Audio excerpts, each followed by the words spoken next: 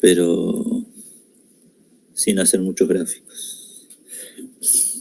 Bueno, vamos a ver entonces, la clase pasada habíamos visto cómo hacer más o menos hasta el ejercicio 19, y el 20 y el 21 eran opcionales, entonces la idea que puedan hacer a partir del 22.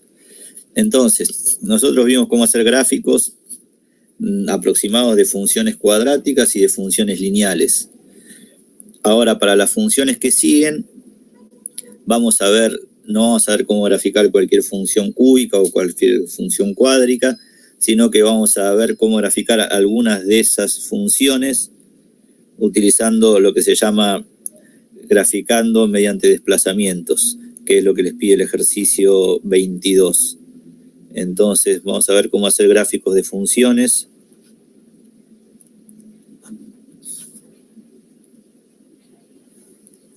utilizando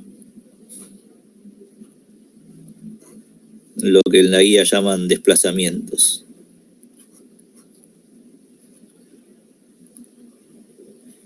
O corrimientos, o bueno, se le dan distintos nombres a esas cosas. Entonces, básicamente la idea es esta. Supongamos que tenemos una función cualquiera.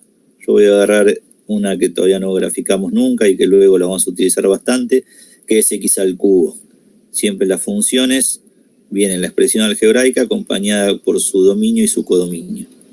Entonces, para esta función, supongamos que queremos hacer el gráfico de esa función.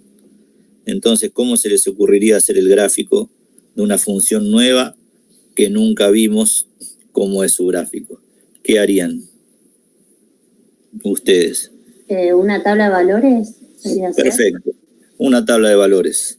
Entonces, a la x le podríamos dar cualquier valor que esté en el dominio, que serían los reales, y obtener los correspondientes valores de y. Muy bien, entonces cualquier función que nosotros no conocemos, vamos a hacer una tabla de valores, donde nuevamente a x le podemos dar cualquier valor que esté dentro del dominio. Por ejemplo, -2, -1, 0, 1, 2 y así sucesivamente. Reemplazar esos valores en la función y obtener los correspondientes valores de y. Por ejemplo, -2 al cubo es -8. -1 al cubo es -1. 0 al cubo es 0, 1 al cubo es 1, 2 al cubo es 8 y así sucesivamente. Luego, esos puntos los ponemos en un sistema de coordenadas cartesiano y no nos va a quedar el gráfico completo, sino que nos va a quedar algunos puntos.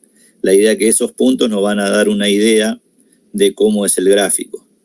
Entonces, mientras más puntos nosotros pongamos en la tabla de valores, más puntos nos van a quedar para después tratar, entre comillas, de adivinar la forma del gráfico. Entonces, es muy difícil hacerlo, profe, con así, o sea, dibujarlo, ¿no? Por eso, o sea, se puede utilizar el GeoGebra, ¿o no? Bueno, no, pero bueno, yo lo hice el GeoGebra para ahorrar tiempo. Pero sí, no, o sea, ahora les muestro la idea. Cuando uno hace la tabla de valores, obtiene solamente algunos puntos que conforman el gráfico. No obtiene todos los puntos. Muy bien, entonces, como dice la compañera, uno no puede hacer un gráfico solamente, por ejemplo, con 5 puntos.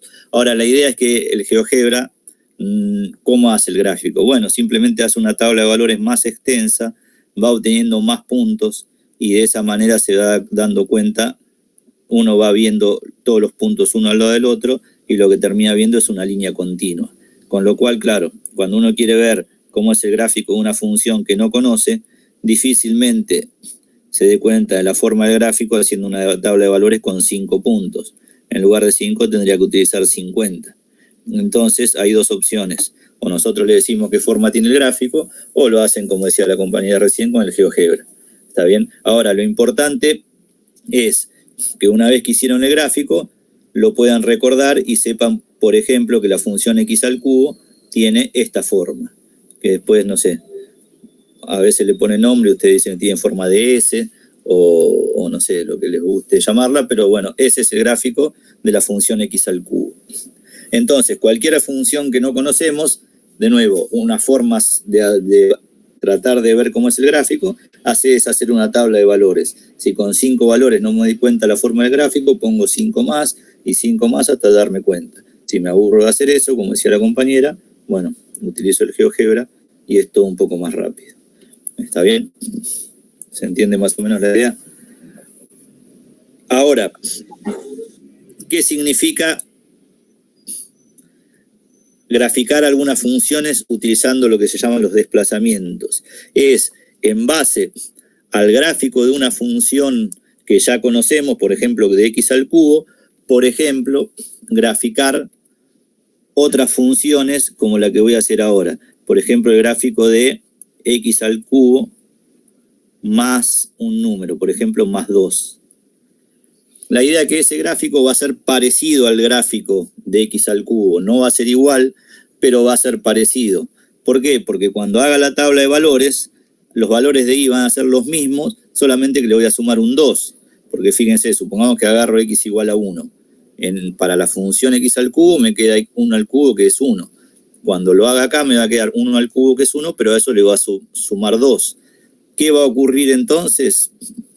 Que el gráfico de esa función va a tener exactamente la misma forma que el de x al cubo, pero va a estar todo desplazado hacia arriba 2 lugares, como el gráfico que estamos viendo ahora.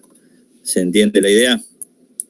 Sí, podríamos decir que en vez de cortar en el 0, ahí estaría cortando en el 2, ¿o no?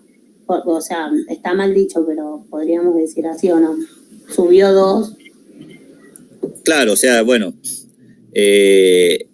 esta función corta el eje x en el 0, esta función corta el eje x en otro lado, pero la idea es que si yo cada punto lo corro 2 lugares para arriba, en particular este punto que decís vos, que para diferenciarlo lo voy a marcar en azul, si ese punto lo corro 2 lugares para arriba, va a ir a parar a este lugar, que es creo que lo que querés decir vos.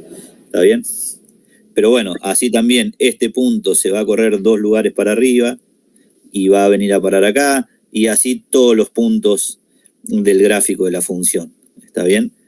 Entonces, uno podría decir, bueno, si quiero centrarme en el punto 0, 0, bueno, ese lo corro 2 lugares para arriba, y a partir de ahí hago la forma del gráfico de la función. ¿Está bien? Entonces, ¿para qué sirve esto? Bueno, porque dentro de un rato, cuando tengamos el gráfico de una función que conocemos y tengamos que hacer el gráfico de otra función que tiene la misma expresión que la anterior, pero más un número, el gráfico va a ser igual, pero corrido tantos lugares para arriba como para abajo, si este número está sumando o restando. ¿Por qué? Porque si en lugar de tener un más 2 hubiéramos tenido un menos 2, el gráfico se hubiera corrido 2 lugares. ¿Está bien? ¿Se entiende eso? Sí, profe. Bueno. Vamos a ver ahora lo mismo, pero ¿qué pasa si ahora le sumamos un número no afuera de la función, sino a la x antes de hacerle la operación que nos dice el enunciado? Entonces, supongamos que tengo la función f de x igual a x al cuadrado, a x al cubo, que es la que graficamos recién. Y supongamos que ahora queremos graficar f de x, no sé, más 1 al cubo. O sea, a la x le sumamos un número y luego lo elevamos al cubo. ¿Está bien? Entonces, en este caso también va a haber un corrimiento del gráfico de la función, pero en este caso no va a ser en el eje y, sino que va a ser en el eje x.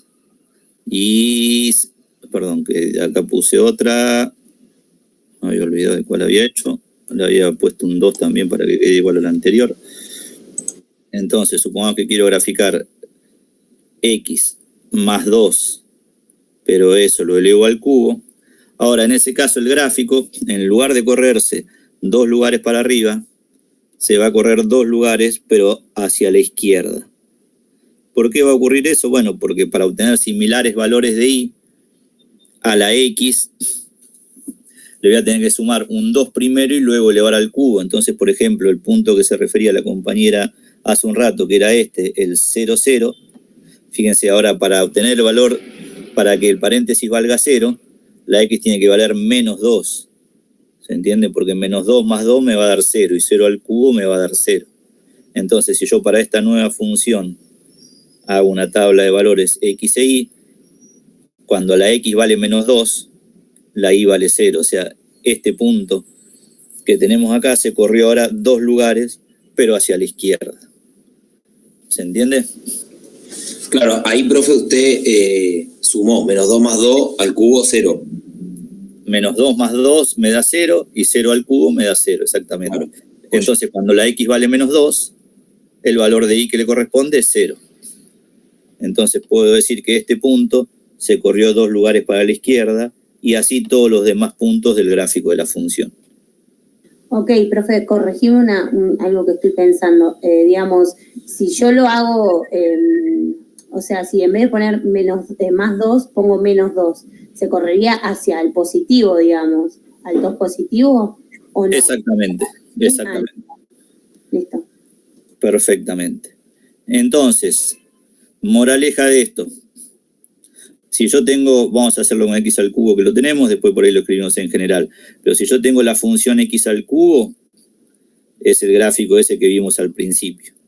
Ahora, si yo tengo que graficar otra función, que es, por ejemplo, x más un número a elevado al cubo más otro número b, ¿qué va a ocurrir? El número b va a correrle a la función para arriba o para abajo. ¿De qué depende de que se corra para arriba o para abajo? Si b es positivo, se va a correr para arriba. Si b es negativo, se va a correr para abajo. ¿Se entiende? O sea, si yo le sumo un 2, el gráfico se va a correr 2 lugares para arriba. Si yo le resto un 2, el gráfico se va a correr 2 lugares para abajo. ¿Está bien? Y el número a va a hacer que se corra hacia la izquierda o hacia la derecha del gráfico. Pero acá va a ser al revés. Si A es positivo, se va a correr hacia la izquierda, y si A es negativo, como decía la compañera, el gráfico se va a correr hacia la derecha. ¿Se entiende la idea? Sí, profe.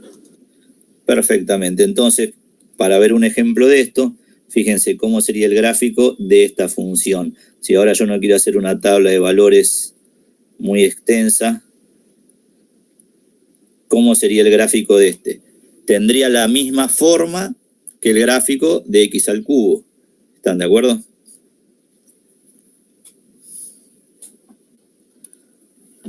Pero con la particularidad que se correría ¿para dónde?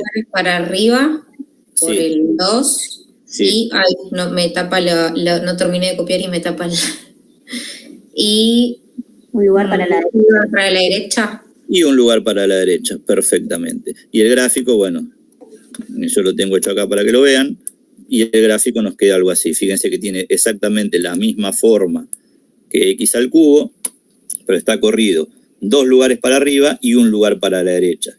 O sea, por ejemplo, el 0, 0, que era el punto por el que pasaba el gráfico, se corrió, como dijeron ustedes, 2 lugares para arriba, un lugar para la derecha, y lo tengo ubicado acá. ¿Se entiende?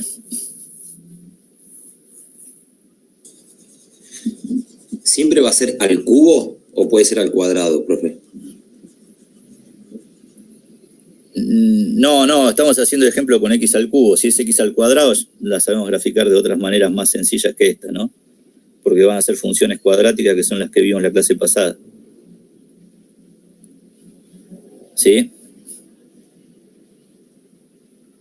No sé si se entiende.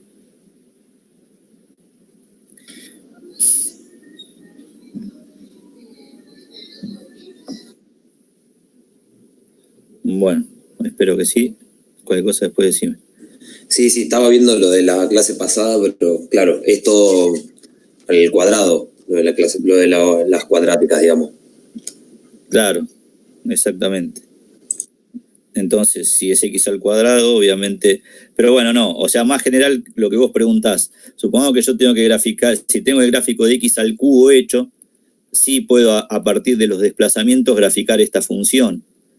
Pero si ahora vos tenés el gráfico de x al cubo y te piden graficar la función, no sé, tangente de x, bueno, ahí estás listo, no lo podés hacer a partir de x al cubo. ¿Se entiende? O sea, si vos tenés otra función, o sea, elevada a otra potencia, x a la cuarta, x a la quinta, o la raíz cuadrada, o lo que sea, ahí no podés utilizar esto que les estoy contando. O sea, tiene que ser la misma función que tenías, con el único cambio que o le sumes un número a la x, o le sumes un número afuera, para que el gráfico sea parecido. ¿Se entiende? O sea, todos los gráficos que vimos hasta ahora tienen forma de S, porque en todos los casos la función que estoy tratando de graficar es la misma, con la única diferencia que o le sumo un número a la x o le sumo un número afuera. Si yo quiero ver cómo es el gráfico de x a la cuarta, bueno, no lo puedo hacer a partir de x al cubo, sino que tendré que usar una tabla de valores y a partir de esa luego usar los desplazamientos. O sea, los desplazamientos se utilizan a partir del gráfico de una función conocida, que yo acá usé como ejemplo x al cubo, para graficar otras funciones que son iguales con el único cambio que o a la x le sumo un número o afuera de la función sumo un número. ¿Se entiende? Pero, por ejemplo, las cuadráticas no van a tener esta forma de S. ¿Por qué? Porque están elevadas al cuadrado y no al cubo. ¿Está bien?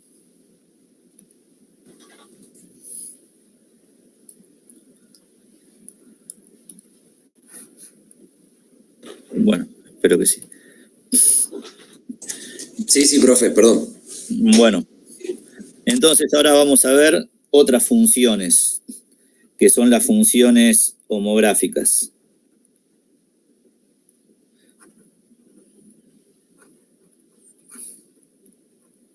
Luego las vamos a ver en detalle cuando estudiemos límites, pero las funciones homográficas tienen una particularidad diferente a lo que veníamos viendo ahora. ¿Por qué? Porque son funciones que su dominio ya no van a ser todos los reales como antes. Las funciones homográficas hay varias formas de escribirlas. Una de ellas es como cociente de funciones lineales. O sea, cuando tenemos una función de ese estilo, a eso lo vamos a llamar una función homográfica, siempre y cuando A, B y C van a ser números reales,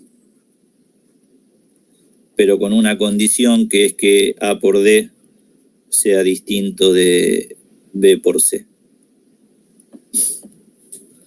Eso luego veremos más adelante por qué, pero bueno, a este tipo de funciones se las llaman funciones homográficas. Y tienen la particularidad que sus gráficos tienen un nombre especial, así como los gráficos de las cuadráticas se los llamaba parábolas.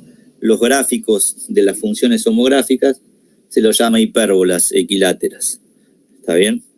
El gráfico de cualquier función homográfica siempre va a ser una hipérbola equilátera.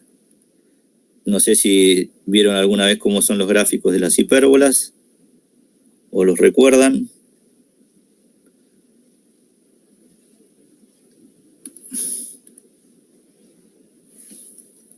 Van a ser cosas de este estilo. ¿Alguna vez vieron este tipo de funciones? Sí, profe. Sí, hace 1000 años. Bueno, no importa. Pero cuando En el grafiquemos... 2012, profe, imagínate, así que muy fresquito no está, pero bueno. Bueno, pero no importa, lo han visto. Bueno, entonces voy a poner dos gráficos de hipérbolas equiláteras para tratar de entre todos de ver las características de estas funciones. Las hipérbolas equiláteras tienen como elementos dos líneas punteadas que se lo llaman las asíntotas de la función. O sea, a estas dos rectas, a esta y a esta, se las llaman asíntotas. Y tienen dos ramas. O sea, toda hipérbola equilátera siempre tiene dos ramas, con la particularidad de que esas ramas se van pegando cada vez más a esas rectas que llamamos asíntotas, pero que nunca las llegan a tocar. O sea, así como las parábolas tenían 2 ramas, las hipérbolas equiláteras también tienen 2 ramas, y que se van acercando cada vez más a las asíntotas, pero que nunca las llegan a tocar. ¿Está bien?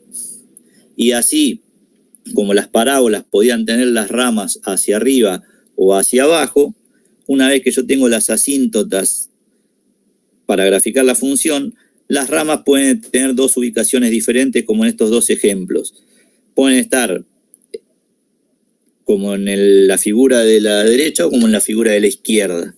Y para ponerle un nombre a esas figuras, fíjense que cuando nosotros trazamos 2 líneas perpendiculares, que son las asíntotas, el plano nos queda dividido en 4 regiones, que en general las llamamos cuadrantes. A este le llama el primer cuadrante, a este el segundo, a este el tercero y a este el cuarto cuadrante, determinado por las 2 líneas punteadas. ¿Se entiende? O sea, yo trazo 2 líneas punteadas y el plano queda dividido en 4 regiones, y a cada una de esas 4 regiones se las llama los cuadrantes.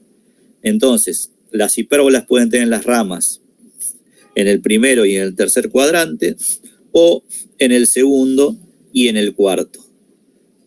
O sea, esas son las 2 posibilidades para las ramas de una hipérbola, que estén en el primero y en el tercer cuadrante, o que las ramas estén en el segundo y en el cuarto cuadrante. Así como las parábolas podían tener las ramas hacia arriba o hacia abajo, las hipérbolas pueden tener sus ramas nuevamente en el primero y en el tercer cuadrante, o en el segundo y en el cuarto cuadrante. ¿Está bien? Entonces, para graficar una función homográfica, lo que tenemos que saber es encontrar las asíntotas de la función y luego saber si las ramas están en el primero o en el segundo cuadrante, en el primero o en el tercer cuadrante, o en el segundo y en el cuarto. Y sabiendo eso, luego tendríamos que tener algún punto del gráfico de la función, porque las ramas pueden estar más pegadas a las asíntotas o más alejadas, dependiendo de los parámetros de la función. O sea, podemos tener 2 homográficas diferentes que tengan las mismas asíntotas y que tengan las ramas en los mismos cuadrantes. Entonces, acá estoy dibujando otra función homográfica posible que tiene las mismas asíntotas que la primera, las ramas en el segundo y en el cuarto cuadrante, pero va a tener una expresión diferente.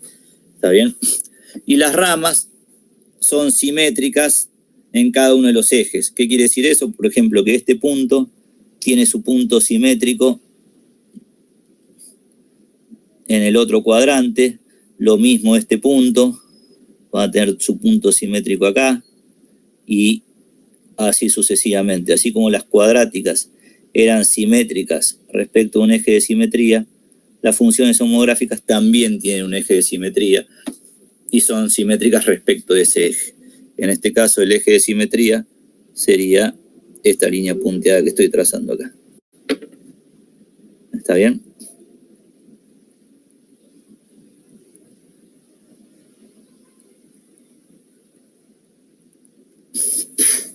Bueno, ustedes en la guía, en principio en esta parte, no tienen que hacer gráficos de funciones homográficas en detalle, sino que tienen que saber graficar algunas funciones homográficas que vamos a ver ahora. Entonces, vamos a ver simplemente cómo graficar una función homográfica, que es la más sencilla de todas, que es 1 sobre x, y luego, mediante los corrimientos, graficar otras funciones homográficas, que son las que tienen en la guía. Entonces, fíjense, si yo quisiera graficar la función 1 sobre x, volviendo a utilizar lo que decía la compañera, los corrimientos, una tabla de valores, tendría que hacer una tabla de valores dándole valores a x y obteniendo los correspondientes valores de y. Ahora, a x le podría dar cualquier valor. Fíjense, si a x le diera el valor 0, ¿qué valor obtendría del otro lado? Ninguno, porque no se puede dividir por 0. Perfecto, exactamente, ninguno, porque no se puede dividir por 0. Entonces, si yo dijera que el 0 está en el dominio, al 0 del dominio no le correspondería ningún elemento del codominio. entonces no se cumpliría con la definición de función.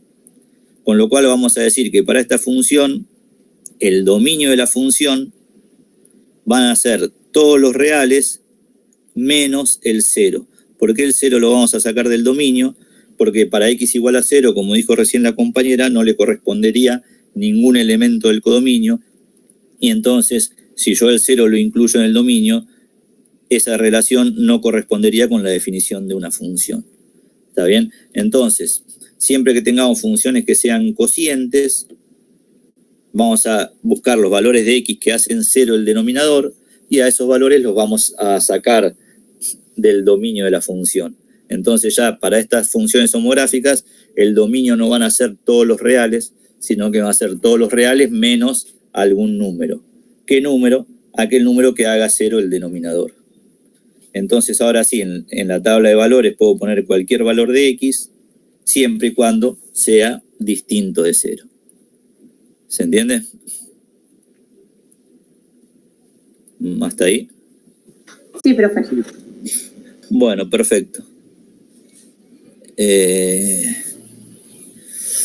Entonces, vamos a graficar ahora, vamos a hacer el gráfico de esa función. Y el gráfico de la función nos queda esto. O sea, no voy a hacer la tabla de valores, simplemente voy a poner el gráfico, que lo hice con el GeoGebra, pero la idea nuevamente es como les dije antes, para obtener este gráfico uno lo que debería hacer simplemente es hacer una tabla de valores con muchos puntos y viendo cómo esos puntos se van distribuyendo en el sistema de coordenadas cartesiano. La función 1 sobre x tiene la particularidad que esas rectas que yo representé antes, que las llamé las asíntotas, justamente coinciden con los ejes cartesianos. O sea, con la asíntota horizontal, o sea, la recta horizontal coincide con el eje X y la recta vertical coincide con el eje Y. Entonces, para la función 1 sobre X, esas dos rectas que llamamos asíntotas coinciden con los ejes cartesianos. ¿Está bien? Y el gráfico de la función es ese que estamos viendo ahí. Fíjense, si yo hiciera una mini tabla de valores, por ejemplo, para x igual a 1, tendría 1, para x igual a 2, tendría 1 sobre 2, que sería 1/2, y tendría estos puntos, el 1, 1, el 2, 1/2, el 3, 1/3, el 4, 1/4, y así sucesivamente. Si a la x le doy el valor 1/2, obtengo el valor de y igual a 2, si a x les doy el valor 1/4, obtengo y igual a 4, y obtendría estos puntos, y lo mismo para la otra rama de la función. ¿Está bien? Entonces la idea es que después ustedes hagan eso en la tabla de valores para convencerse de que el gráfico tiene esa forma. ¿Sí? Pero la gráfica puede llegar a tocar a las asíntotas.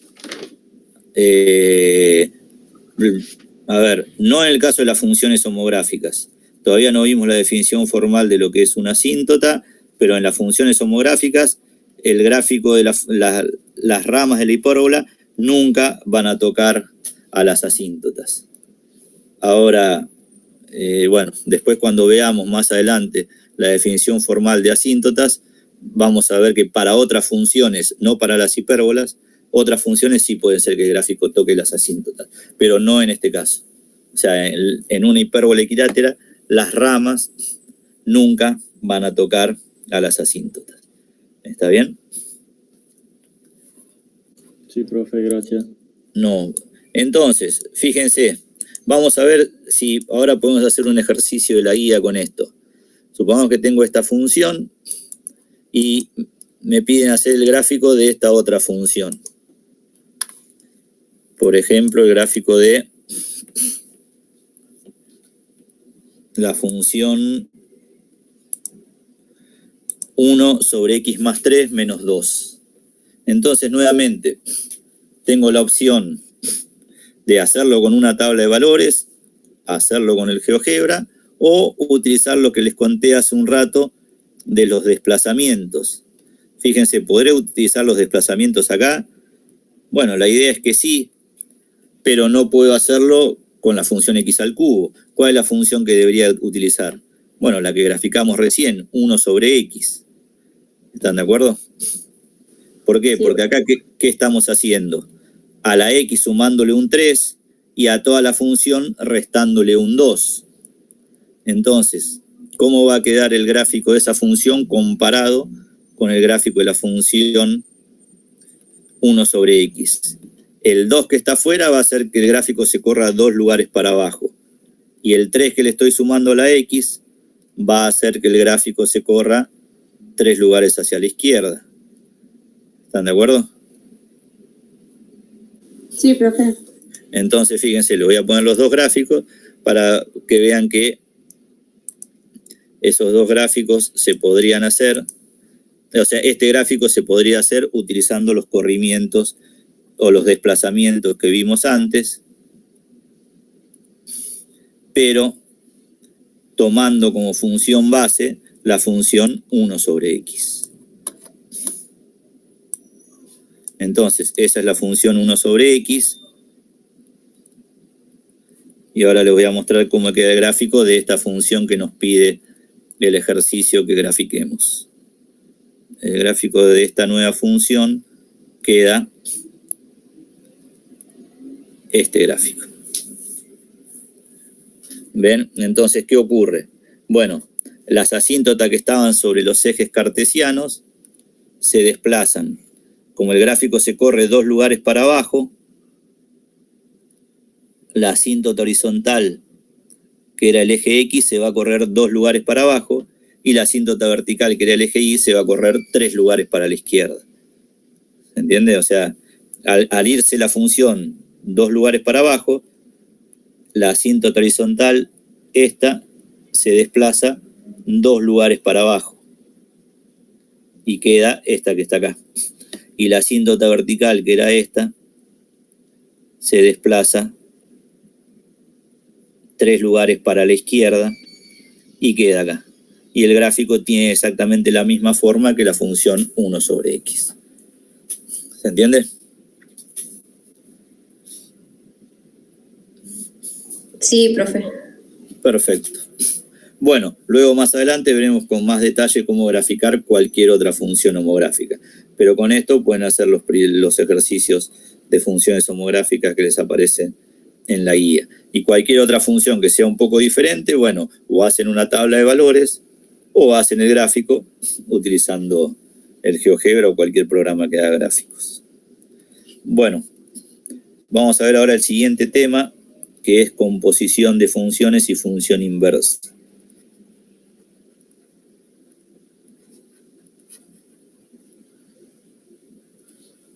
Entonces vamos a ver primero composición de funciones y luego función inversa. Entonces, la composición de funciones se llama lo siguiente. Dadas dos funciones, acá les voy a mostrar un ejemplo. Supongamos que tengo dos funciones, una la llamo x al cuadrado y a otra función, por ejemplo, la llamo, no sé, x más 5. Uno puede crear una nueva función o dos nuevas funciones componiendo esas dos. Ahora, ¿qué significa componer dos funciones? Bueno, componer dos funciones, la idea es sencilla. Cuando uno tiene bien en claro qué significa la expresión algebraica para una función. Por ejemplo, la función f, ¿qué me está diciendo al margen de usar la letra x? Que al elemento que yo ponga acá adentro lo va a elevar al cuadrado. Por ejemplo, f de 5 va a ser 5 al cuadrado. F de 10 va a ser 10 al cuadrado. Entonces yo podría decir que la función f lo que hace es elevar al cuadrado el elemento que agarra. En cambio, la función g, ¿qué hace? Al elemento que agarra le suma 5. ¿Se entiende? Entonces, por eso son dos funciones diferentes. Al margen que si yo para definirlas uso la letra x o utilizo otra letra. Por ejemplo, la misma función f yo la podría escribir usando otra letra. Por ejemplo, podría poner que f de z es z al cuadrado. Y sería la misma función. ¿Por qué? Porque estoy haciéndole la misma operación a lo que pongo adentro, ¿se entiende? Entonces, la función f básicamente es la función elevar al cuadrado, no importa qué ponga yo dentro del paréntesis. Y la función g es la función sumar 5, qué sé yo podría poner f y acá podría poner un triangulito. Si en el caso de la función g sería el triangulito más 5, ¿se entiende? Y seguiría siendo la misma función. ¿Están de acuerdo? Entonces, teniendo eso en mente, fíjense, ¿qué ocurriría si yo ahora quisiera hacer esto? F poniendo adentro la función g. Si a f lo que agarra lo eleva al cuadrado, cuando agarre la función g, ¿qué me va a quedar?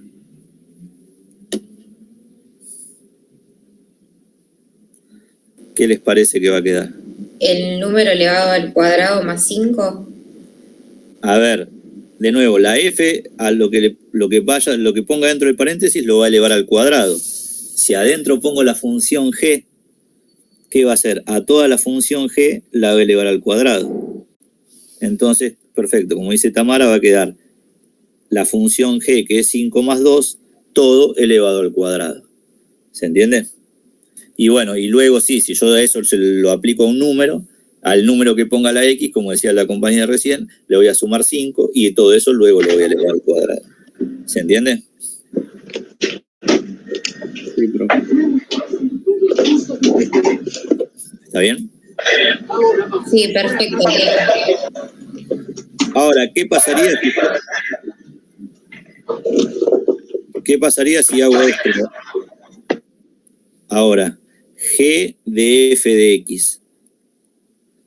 O sea, si pongo la f dentro de la g, ¿me quedaría la misma función que antes?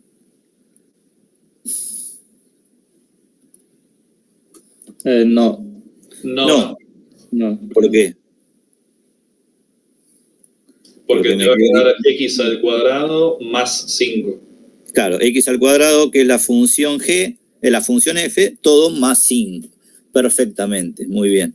Entonces, a eso se llama componer funciones, básicamente. Es meter una función dentro de otra. Ahora, no va a ser lo mismo hacer la operación de arriba que hacer la operación de abajo. Entonces, cuando ponemos la g dentro de la f, a eso lo vamos a notar de esta manera. F, vamos a poner un circulito y la g. Ese circulito es el símbolo de composición. Entonces, cuando da dos funciones, me pidan que haga esto, eso se lee f compuesta con g y significa poner la g dentro de la f, o sea, lo que hicimos primero. Y se llama f compuesta con g. En cambio, lo que hicimos luego se lo escribe de esta manera, se lo llama g compuesta con f y significa simplemente poner la f ahora dentro de la g. Y eso es simplemente componer dos funciones. ¿Está bien?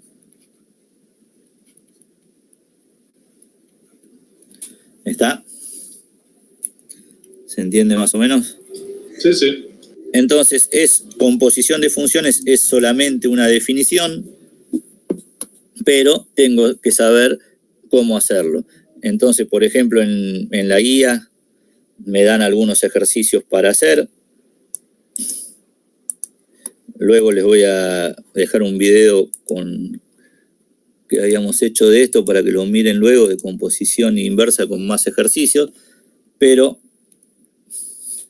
supongamos que tengo que hacer las dos composiciones para estas dos funciones. O sea, tengo que hacer f compuesta con g y tengo que hacer g compuesta con f. ¿Qué nos quedaría en cada uno de esos casos?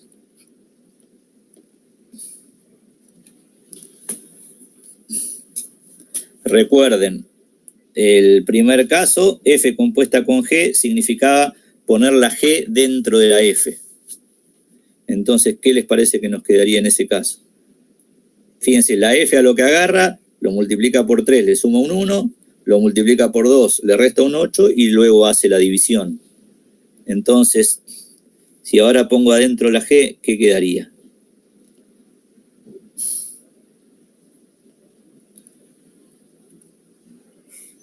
Si quieren lo exprimimos primero así para recordar la definición. Esto no puede ser lo mismo, pero en vez de 3x más 1 y 2x menos 8, es 3x al cuadrado más 1, 2x al cuadrado menos 8.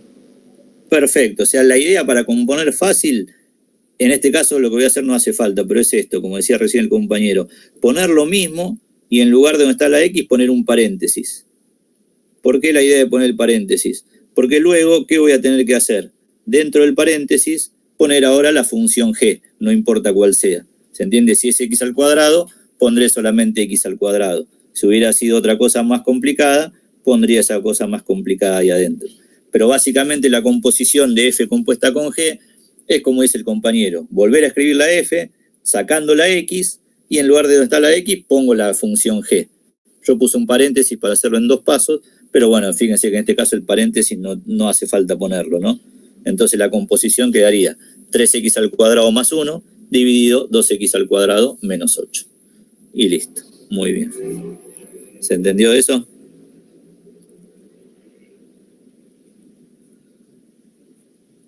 Sí, sí. Perfecto. ¿Y cómo quedaría ahora g compuesta con f? ¿Todo elevado al cuadrado? ¿O no? Digamos, la función f toda elevada al cuadrado o no. Perfecto, sí, ahí se entiende un poco más. Todo elevado al cuadrado estaba bien, pero el todo podría ser muy amplio, ¿no? Sí, o sea, toda la función g elevada al cuadrado. ¿Por qué? Porque la función g que hace a lo que agarra, lo eleva al cuadrado. Entonces, como dijiste vos, como agarra la f, va a ser toda la función f elevada al cuadrado. Perfecto. ¿Está bien? ¿Se entiende? Sí, sí. Entonces, bueno, fíjense que los colores no hacen falta. La función f compuesta con g queda esto. Y la función g compuesta con f queda esto.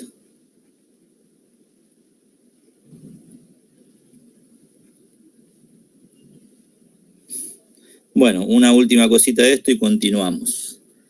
Por ejemplo, si yo les dijese, bueno, ¿cuánto vale el dominio de la función f compuesta con g? O sea, de la función de arriba.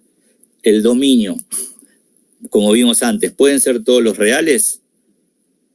Se recuerden que habíamos visto que si teníamos una división, si había un valor de x que hacía que el denominador valga 0. Todo menos 0, ¿no? Claro, todos menos 0, pero en el caso de tener la x sola abajo.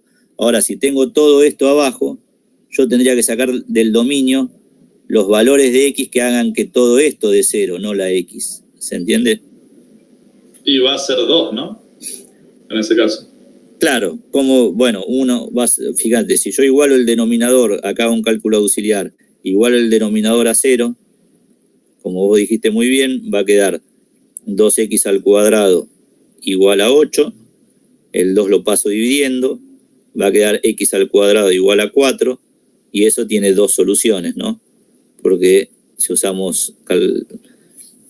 tomamos raíz, si usamos el módulo, una solución es el 2, pero hay otra más que ¿cuál es? El menos 2.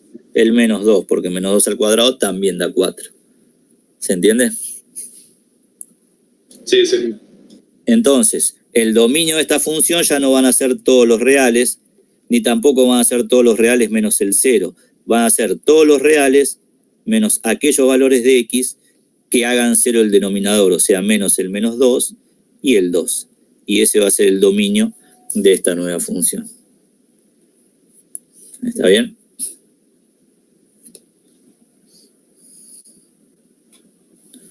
¿Se entiende?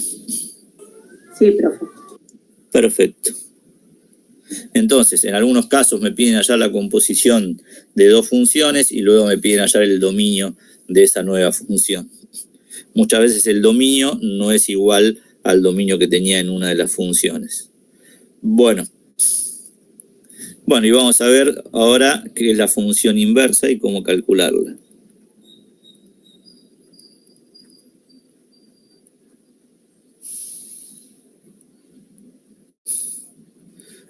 La función inversa, conceptualmente, significa lo siguiente. Supongamos que yo tengo una función. Vamos a volver a estos diagramas, como si tuviéramos una función de pocos elementos, y tenemos una función sencilla, que hace lo siguiente. A es el dominio, B es el codominio, y al 1 lo manda a parar al 3, y al 2 lo manda a parar al 4. Y esa es la función f. Que, si yo lo quiero escribir de esta manera, podría decir que f de 1 me da 3 y que f de 2 me da 4. ¿Está bien? Dada esa función, que acá no lo escribí, pero tiene como dominio el conjunto A y como codominio el conjunto B, o sea que lo escribimos así, f sale de A y llega a B.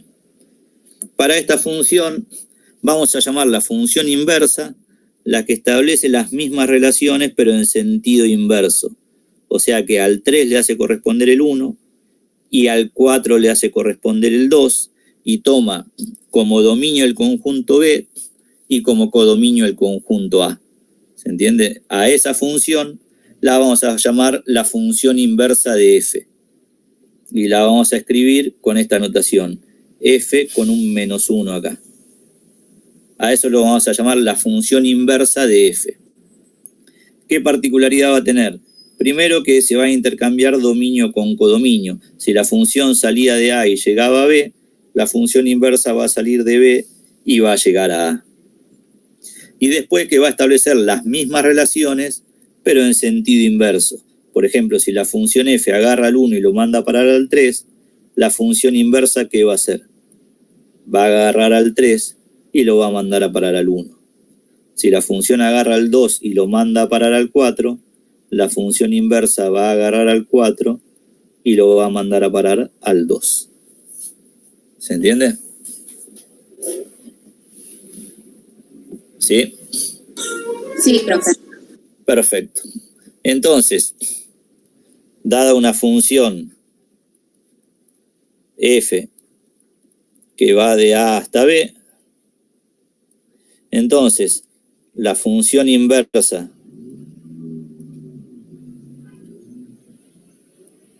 de f, que la vamos a denotar como f a la -1, va a ir primero, la función inversa va a ir de B y va a llegar a A. O sea, si la función tiene como dominio A y como codominio B, la función inversa va a tener como dominio B y como codominio el conjunto A. ¿Y cuál va a ser la función inversa? Bueno, la función inversa va a cumplir lo siguiente. Si la función agarra un elemento A del dominio y lo manda a parar a un elemento B del codominio, entonces la función inversa tiene que agarrar al elemento B del codominio y mandarlo al elemento A del dominio. O sea, justamente establecer la relación inversa para todos los elementos del dominio y del codominio. O sea, si la función agarra al elemento A del dominio y lo manda a parar a B, la función inversa tiene que agarrar a B y mandarlo a parar a A. ¿Se entiende? Sí. Perfecto. Bueno, ahora, algo que es importante, pero que nosotros no vamos a hacer muchas cuentas con eso, es lo siguiente. No cualquier función va a tener función inversa. ¿Por qué? Porque no todas las funciones son como en el ejemplo que les mostré recién. Por lo siguiente, supongamos que tengo una función que es así.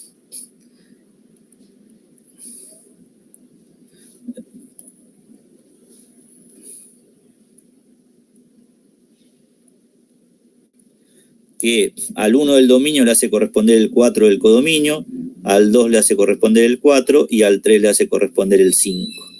Eso es una función porque a cada elemento de A le toca un solo elemento de B. O sea, cumple con la definición de función. ¿Por qué? Porque f de 1 me da 4, f de 2 me da 4 y f de 3 me da 5. O sea, esas relaciones cumplen con la definición de función. F de 1 es 4, f de 2 es 4 y f de 3 es 5. Ahora, si yo quiero establecer las relaciones en sentido inverso, eso no cumplen con la definición de función. ¿Por qué?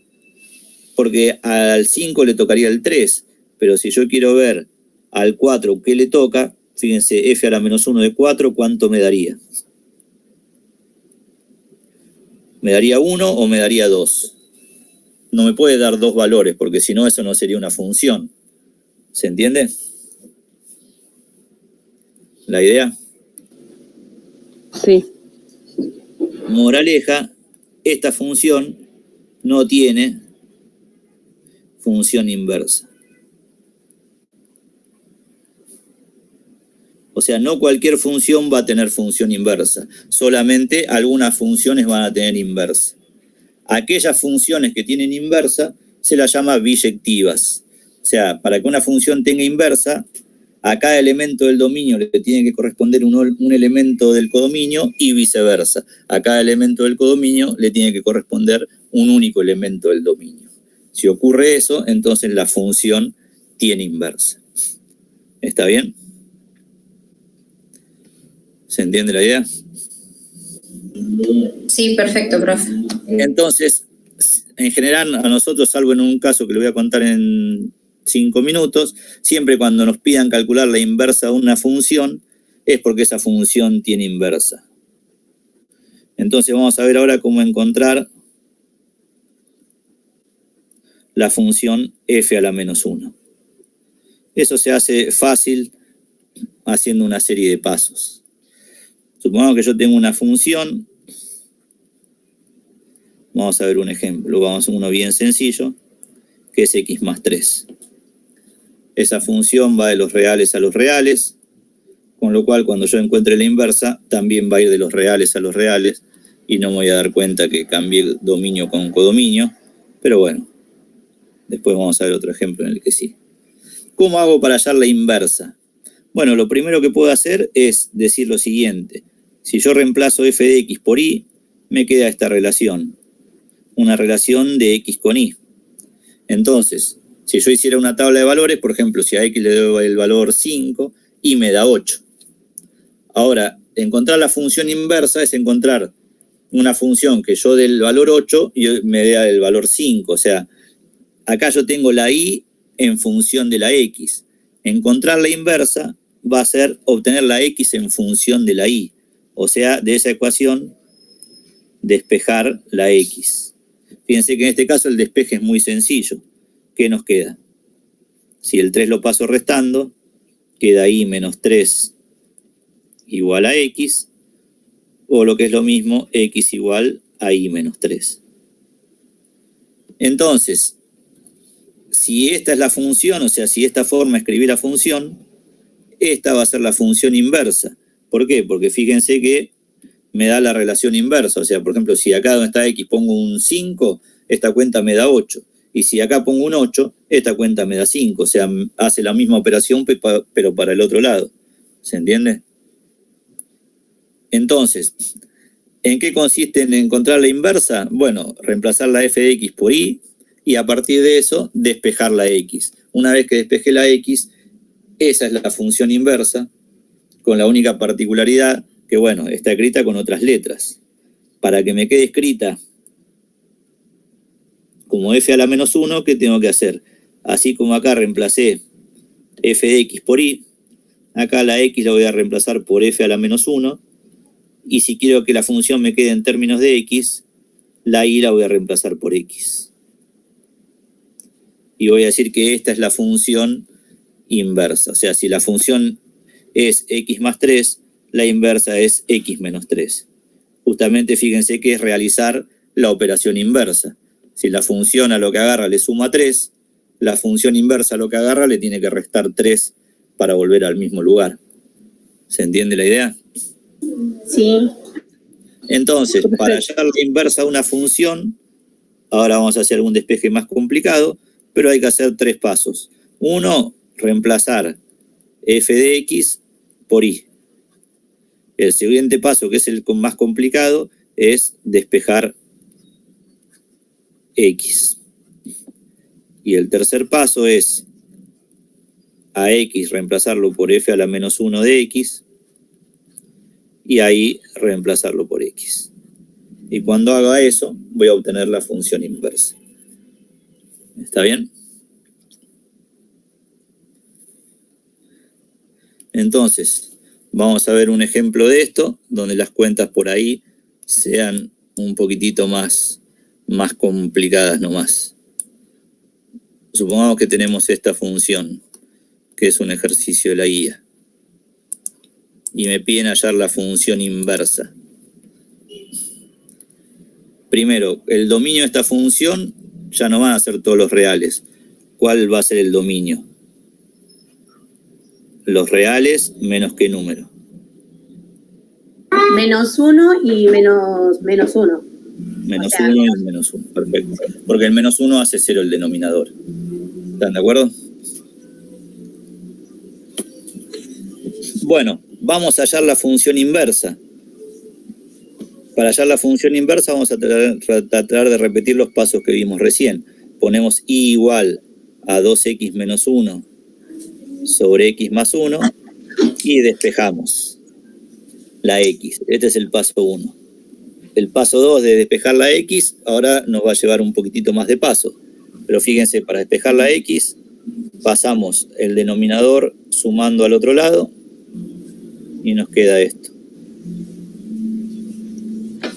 Luego distribuimos esta y nos queda y por x más y igual a 2x menos 1.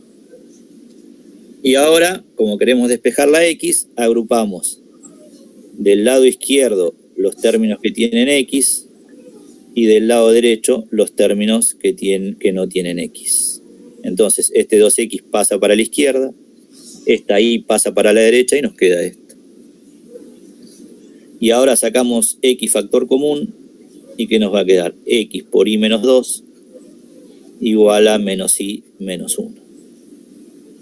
Pasamos el paréntesis dividiendo y nos queda que x es menos y menos 1 sobre y menos 2.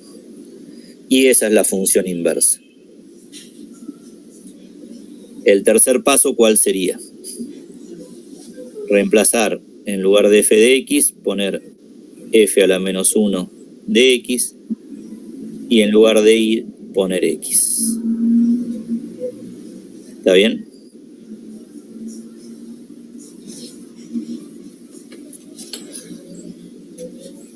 ¿Se entendió?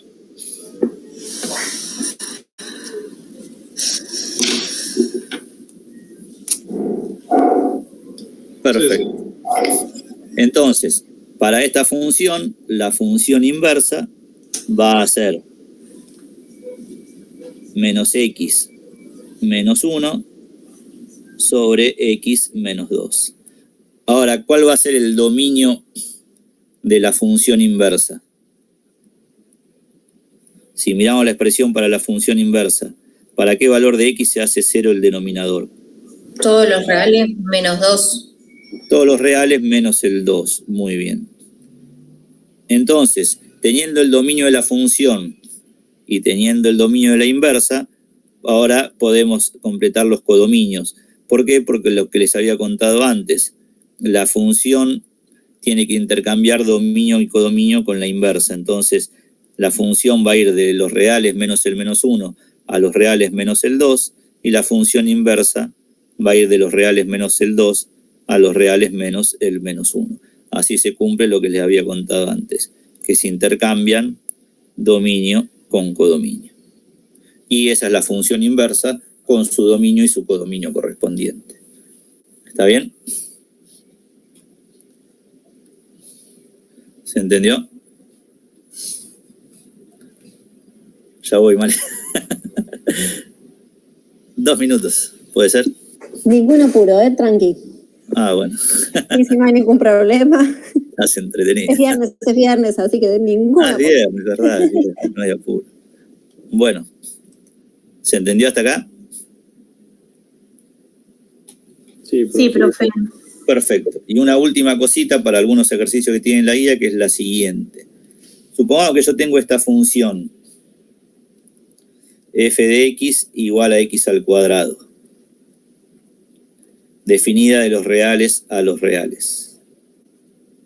Ustedes se acuerdan más o menos cómo era el gráfico de x al cuadrado. Era una parábola que tenía la particularidad que el vértice estaba en el 0, 0, tenía las ramas para arriba y el gráfico era más o menos así. ¿Está bien? Sin GeoGebra no sale bien el gráfico. Pero bueno, ese era más o menos el gráfico de x al cuadrado. Fíjense, ¿les parece que esa función va a tener inversa? ¿Va a ser la misma o no? O sea, creo yo. ¿Cómo la misma? O sea, podría, o sea, no, pará.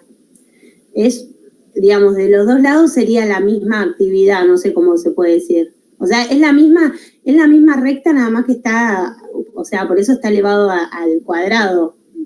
Para mí. Bueno, o sea, primero quisiéramos creer que esto no es una recta, no me salen bien los dibujos. Perdón, sí, totalmente. Es una parábola, ¿no?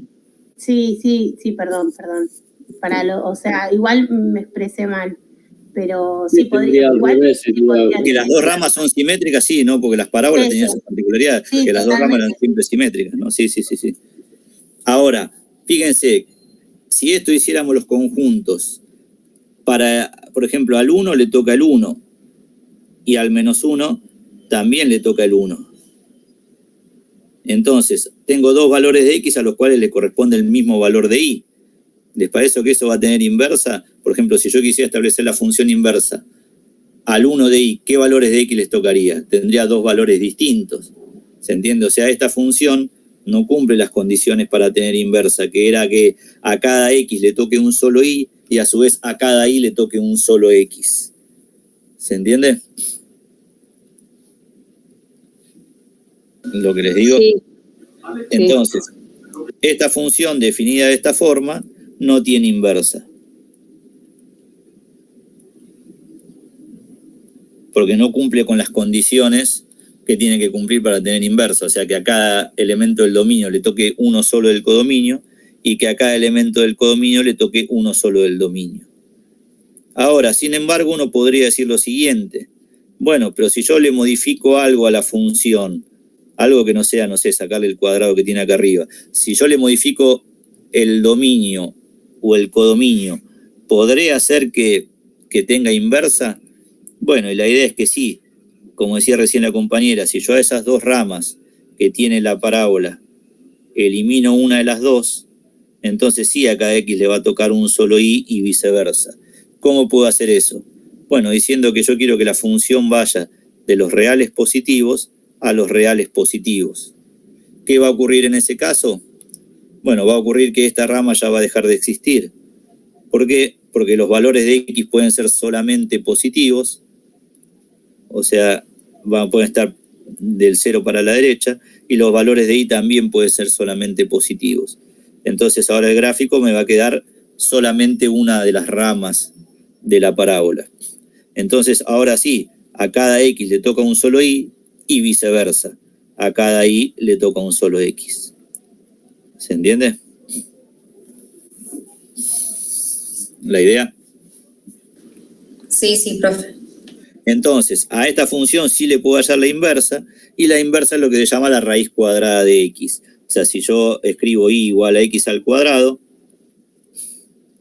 entonces, para despejar la x, tomo la raíz cuadrada de los dos lados, y me queda x al cuadrado raíz cuadrada. Pero como la x es siempre positiva, cuando yo la elevo al cuadrado y le saque la raíz cuadrada, solamente en este caso esto es igual a x. No tengo que usar el módulo porque los valores de x son positivos. ¿Por qué? Porque los puse en la definición. Ya yo estoy calculando la inversa de esta función teniendo en cuenta que los valores de x son positivos.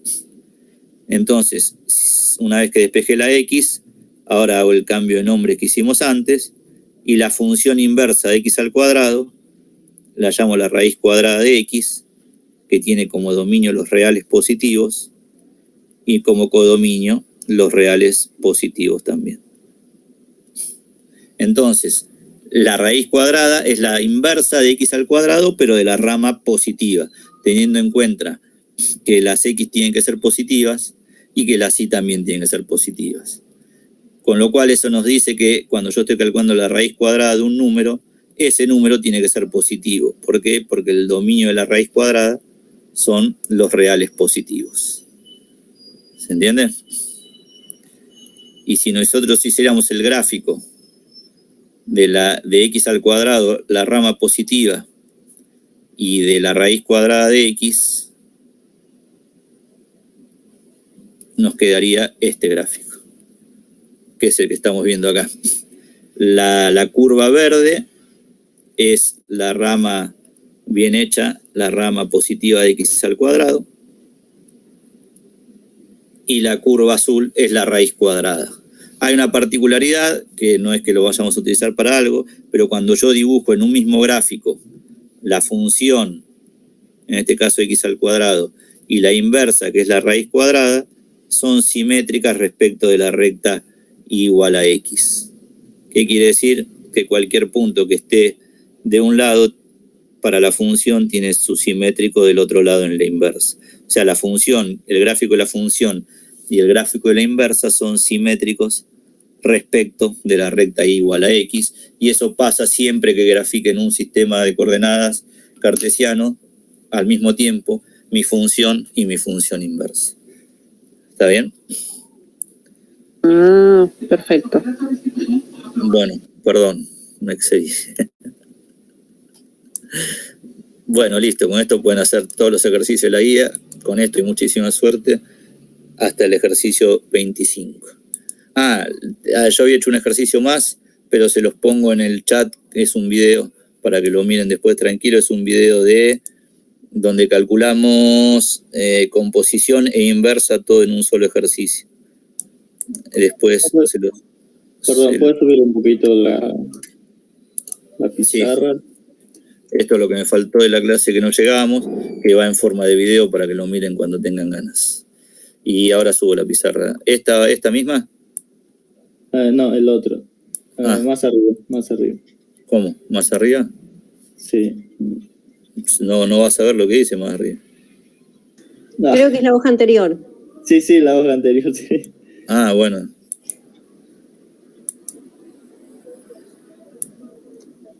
Sí. Ay, un momento.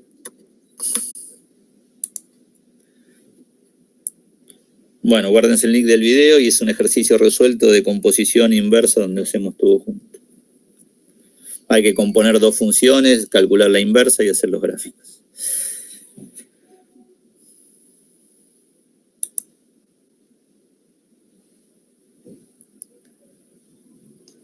Ahí va. Bueno. Arrancamos nomás. Les doy 2 segundos para que puedan pasar a la otra pantalla. Chequen que todos puedan ver la pantalla. Tienen que ver como título lo que dice funciones exponenciales. Sí, se ve. Genial, gracias.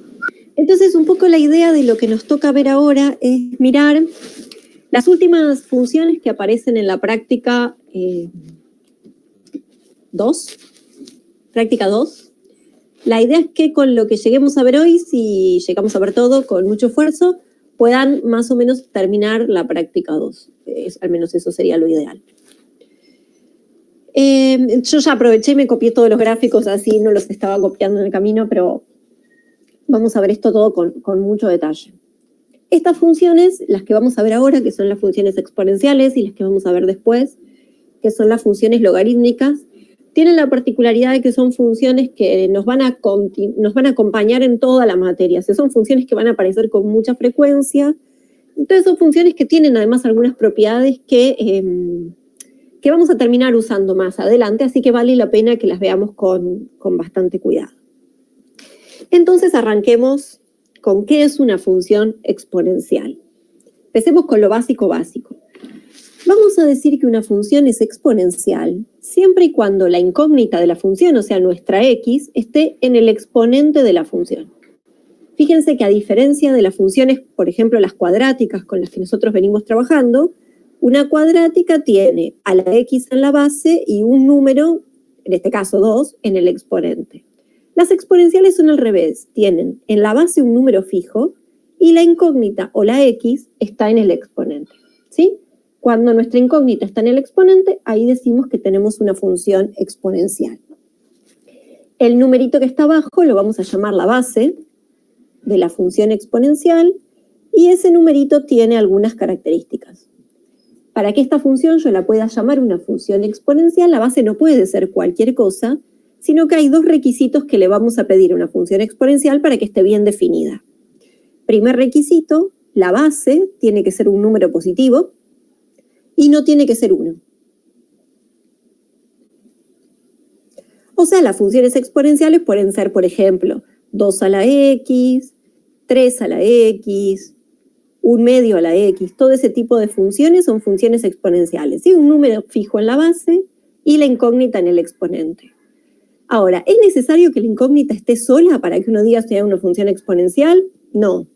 Yo puedo tener una función exponencial, por ejemplo, de esta manera, 2 a la x, pero también puedo tener una función exponencial que sea 2 a la x más 3, por ejemplo. O una función exponencial que sea 2 a la x menos 4, ¿sí? Todas estas son variantes de la función exponencial. Ahora, ¿cuál es la situación? Nosotros vimos con los ejercicios que habíamos visto hace un rato, con este tema de los corrimientos, que si sabemos dibujar la función exponencial más básica que existe, después con el tema de los corrimientos podríamos graficar cualquiera de sus variantes, ya sea que a la x se le sume o se le reste una constante, o que a la función se le sume o se le reste una constante. Entonces nos vamos a concentrar en estudiar este tipo de funciones que tienen solamente un número a la x, porque las demás las podríamos deducir de estas que tienen esta formita. Sí, así que vamos a empezar viendo las más básicas de todas, que son las que tienen esta forma, porque total, todas las demás las vamos a poder deducir de ahí, ¿sí? Así que para nosotros las funciones exponenciales van a tener todas este formato. Ahora, en general, cuando por ejemplo esta materia era presencial, veíamos muchas versiones de funciones exponenciales. 2 a la x, 3 a la x, etcétera, etcétera. Con la versión virtual, digamos, de la materia se sacaron algunos temas o se redujo un poco la cantidad de temas que vamos a ver y no vamos a ver todas las posibilidades, sino que nos vamos a concentrar en una sola función exponencial en particular. Entre todas las funciones exponenciales hay una que es como la más famosa de todas, que es la más común de todas y es con la que más vamos a trabajar. Es un caso particular de las funciones exponenciales, pero nos vamos a concentrar en la práctica solamente en ese caso particular. Si no vamos a barrer todas las posibilidades.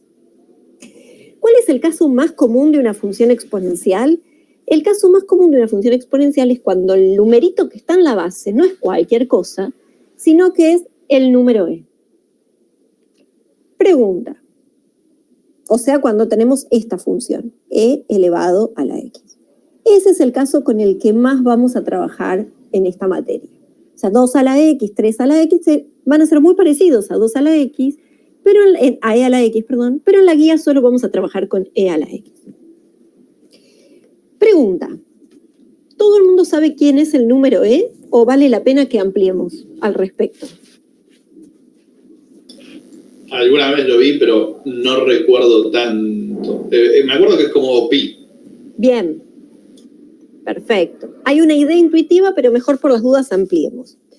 El número e es un número, es cierto, al priori es un poco desagradable al principio, pero cuando uno le toma confianza ya no es tan desagradable. Es un número de los que llamamos números irracionales. ¿Qué particularidad tiene este número e? Que es un número decimal, pero la parte decimal que tiene el número e es infinita, ¿sí? Es un número con infinitos decimales, y esos decimales no son periódicos, es como si yo tirara números al azar.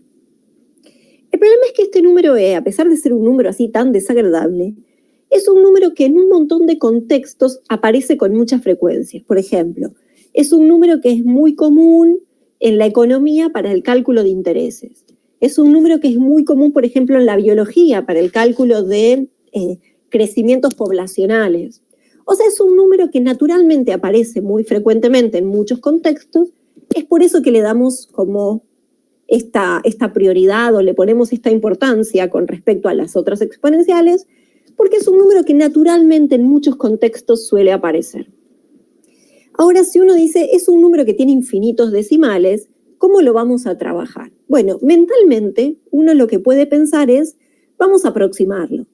O sea, si tiene infinitos decimales, tomemos los primeros. Para que tengamos una idea, si yo tomo los primeros 2 decimales, es más o menos 2,71. Sí, para tener una idea en mente, estamos pensando que el número E es un número 271, sí, es un número entre 2 y 3.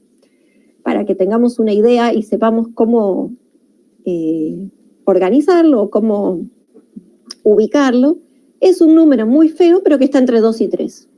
Más cerca del 3 que del 2, sí, es 2,71.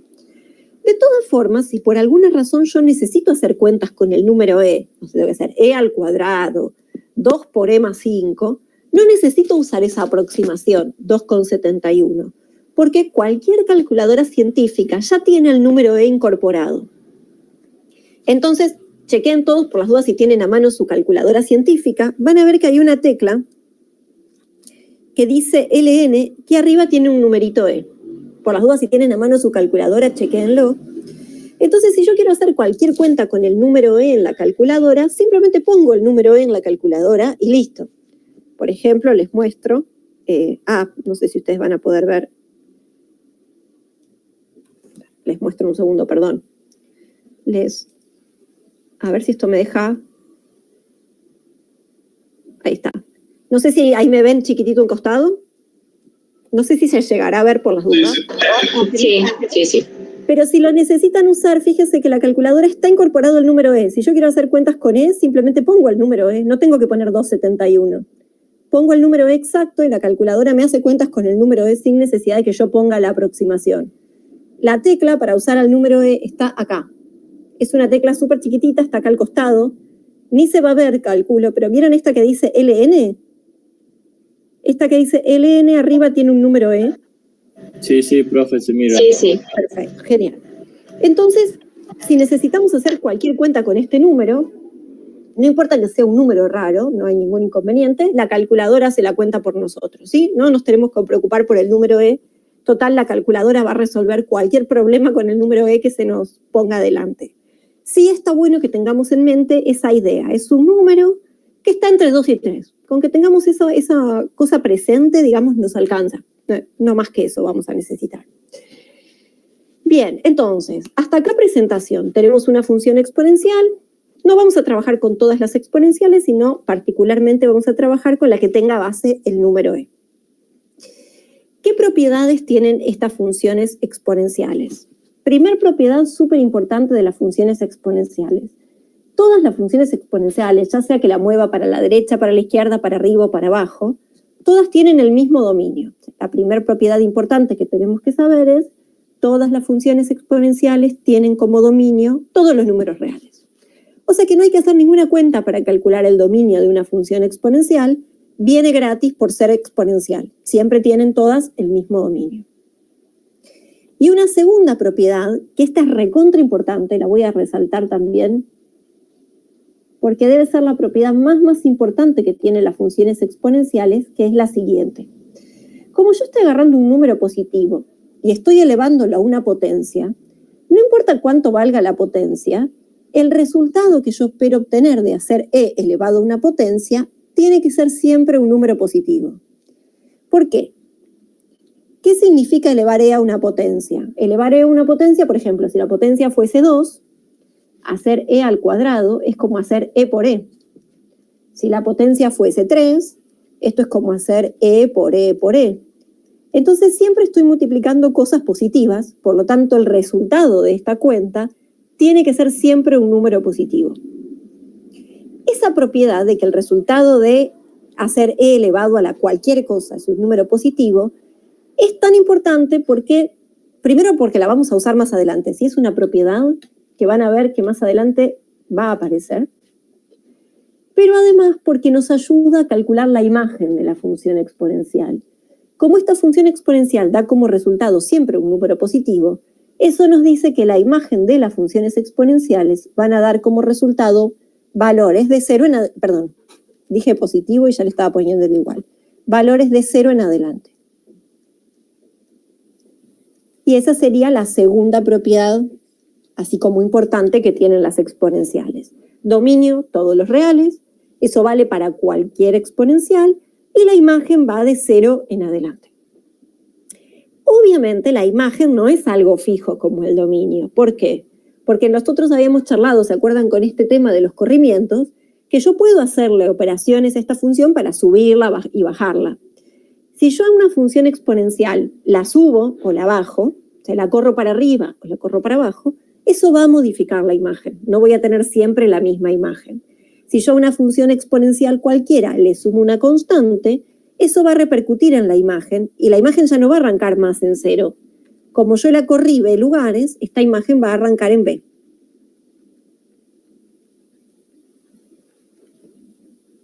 Y si a la función exponencial, en vez de ver la función exponencial, bueno, esto la voy a dejar para después. No voy a decir nada. No me quiero adelantar. Entonces, a las funciones exponenciales, si la corremos un poquito, ojo, porque la imagen se modifica y también se corre un poquito, ¿sí? Esto de que la imagen es de 0 a más infinito no es algo fijo. Depende si la exponencial la corremos para arriba o la corremos para abajo. Mientras que el dominio no, el dominio es algo re fijo. No importa qué le pase a la exponencial, qué movimiento yo le haga, siempre da el mismo dominio. Segunda o tercera propiedad importante que tienen las exponenciales. La tercera propiedad que tienen las funciones exponenciales es que todas las funciones exponenciales tienen asíntotas horizontales. Así como las homográficas tenían asíntotas horizontales y asíntotas verticales, las exponenciales solo tienen horizontales, son las únicas que tienen. ¿Cómo calculamos una asíntota horizontal? Bueno, la manera de calcular la asíntota horizontal es mirar la imagen. El valor en donde la imagen comienza o donde la imagen termina, o sea, en los bordes de la imagen, el que sea un número, ese es el que me va a dar la asíntota. Entonces, si mi imagen va de 0 a más infinito, este valor que es donde nace la imagen, es el valor de la asíntota horizontal. Por ejemplo, si mi imagen fuese de un número cualquiera a más infinito, este número es el que me estaría dando la asíntota horizontal. Por ejemplo, si yo les preguntara la imagen de esta función exponencial, bueno, justo puse ejemplos con 2. Déjenme poner ejemplos con E. Así aprovechamos que solo vamos a ver cosas con E.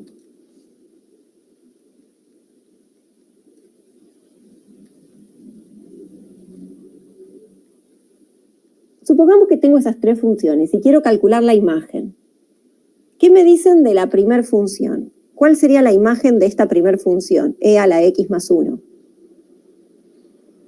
¿Qué intuyen? Si es que intuyen algo. De 0 a más infinito. Bien, fíjense que la exponencial, no importa lo que tenga en el exponente, ¿sí? Cuando yo puse esta cajita significa lo que haya en el exponente no nos importa. Cuando tengo una exponencial sin nada sumando o restando fuera de la exponencial, la imagen va de 0 a más infinito. Bien. ¿Qué me dicen de esta? Puntos de paso, ¿no? ¿En qué sentido? Para tener un ejemplo, digamos que, en la segunda sería de menos 2 a más infinito. Claro. Y el menos 2 por ahí sería donde cortan el eje Y. O sea, no necesariamente. Esa es una re buena pregunta. Porque eso es distinto que con respecto a la lineal y a la cuadrática. ¿Se acuerdan que en la lineal y en la cuadrática este término independiente nos daba la intersección con el eje Y? Eso con las exponenciales no pasa. Esa es una propiedad exclusiva de los polinomios. Para calcular la intersección con el eje Y en las exponenciales hay que hacer otra cuentita. Ahora la vamos a charlar en un rato.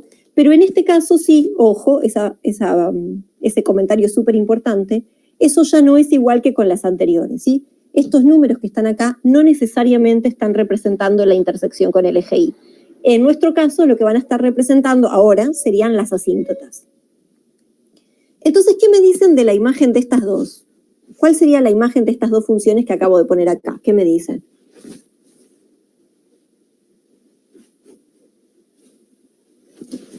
Y menos 2. Claro, la primera va a arrancar en menos 2 porque lo corrí 2 lugares para abajo. ¿Y la tercera? o la segunda, perdón. En el 3 sería. En el 3, perfecto. Entonces, si a mí me preguntaran cuáles son las asíntotas horizontales de estas funciones, lo que tengo que hacer es mirar dónde empieza la imagen. Mi primer función va a tener asíntota en el 0. En el 0 tenemos la asíntota horizontal. Esta va a tener asíntota en el -2. Y esta, como empieza en 3, va a tener asíntota en 3. Entonces, si podemos calcular la imagen o si sabemos calcular la imagen, la asíntota nos viene gratis mirando la imagen. ¿Sí? Veo la imagen, veo dónde arranca y ahí tengo el cálculo de mi asíntota horizontal. Es como que la asíntota horizontal viene asociada a la imagen. Si sé calcular la imagen, sé calcular la asíntota. Entonces, hasta el momento, las tres cosas importantes, como para poner en limpio lo que estamos diciendo de las funciones exponenciales, son las tres condiciones que escribimos ahí. El dominio son todos los reales, la imagen son los positivos, salvo corrimientos, porque si le hacemos corrimientos, la imagen puede cambiar, y la asíntota es el valor donde nace la imagen. O sea, el borde de la imagen, eso me da la asíntota. ¿Cómo es el gráfico de nuestra función exponencial? Bueno, el gráfico de nuestra función exponencial, así como está, de la exponencial básica, es un gráfico como el que les pegué acá para no tener que hacerlo a mano, porque no me iba a salir. Es un gráfico que tiene la particularidad de que es siempre creciente. Fíjense que en este caso estamos dibujando e a la x, que tenía imagen de 0 en adelante. Se ve que el gráfico arranca en 0 y de 0 para arriba tendríamos el dibujito.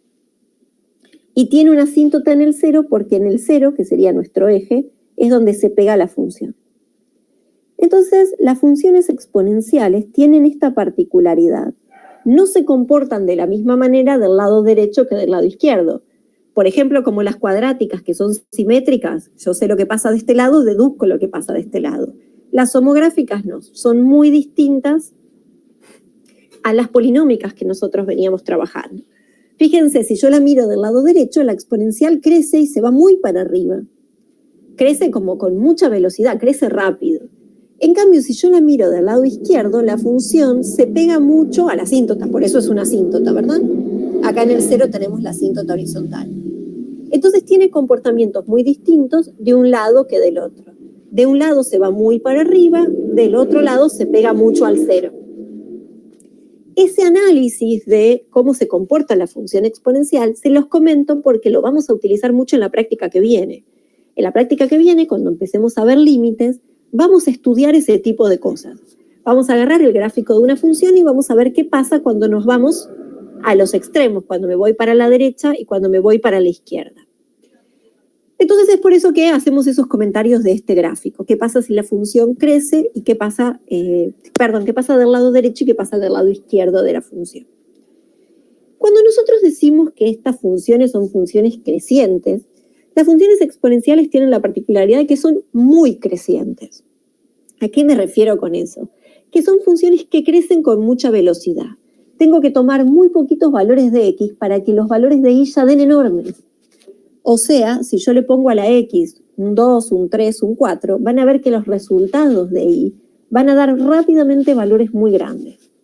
Si yo comparara esto con una cuadrática, que también es una función creciente, van a ver que la exponencial es mucho más empinada, crece mucho más rápido que una cuadrática. Por eso es que se las conoce a las funciones exponenciales como las que crecen con mayor velocidad. Es por eso que es muy común escuchar, cuando uno quiere decir que algo crece mucho, decir crece de forma exponencial. Eso se debe a que las funciones exponenciales tienen esto de que crecen con mucha velocidad. Bien, entonces ya sabemos o tenemos una idea mentalmente de cómo es el gráfico de la función exponencial. Obviamente, si yo no tengo, uno quiere hacerse una primera aproximación de este gráfico, podríamos tranquilamente hacer este gráfico con una tablita de valores, ¿verdad? El único cuidado es que para hacer cuentas con la exponencial, como no se pueden hacer mentalmente porque ese 2,71 es incómodo, todas las cuentas para hacerme una tablita de valores las tendríamos que hacer con la calculadora, que es la que tiene el número E guardado.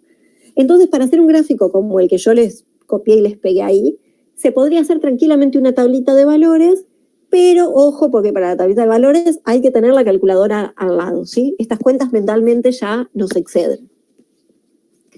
Podemos más o menos tener una idea, pero exactas no las vamos a poder calcular nunca.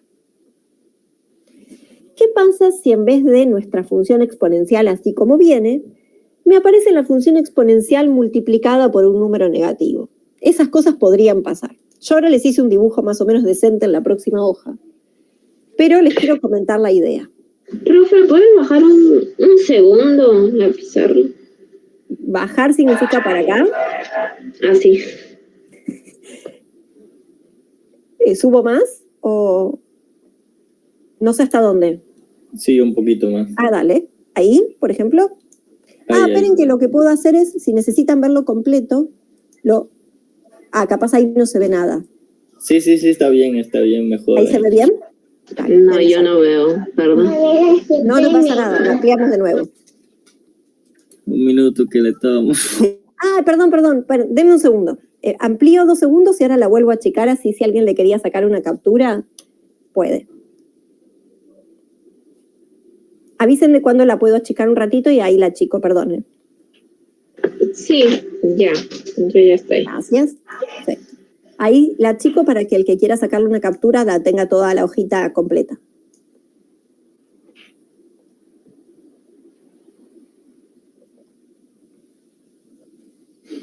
Avísenme ahí cuando ya esté la captura y la amplío otra vez.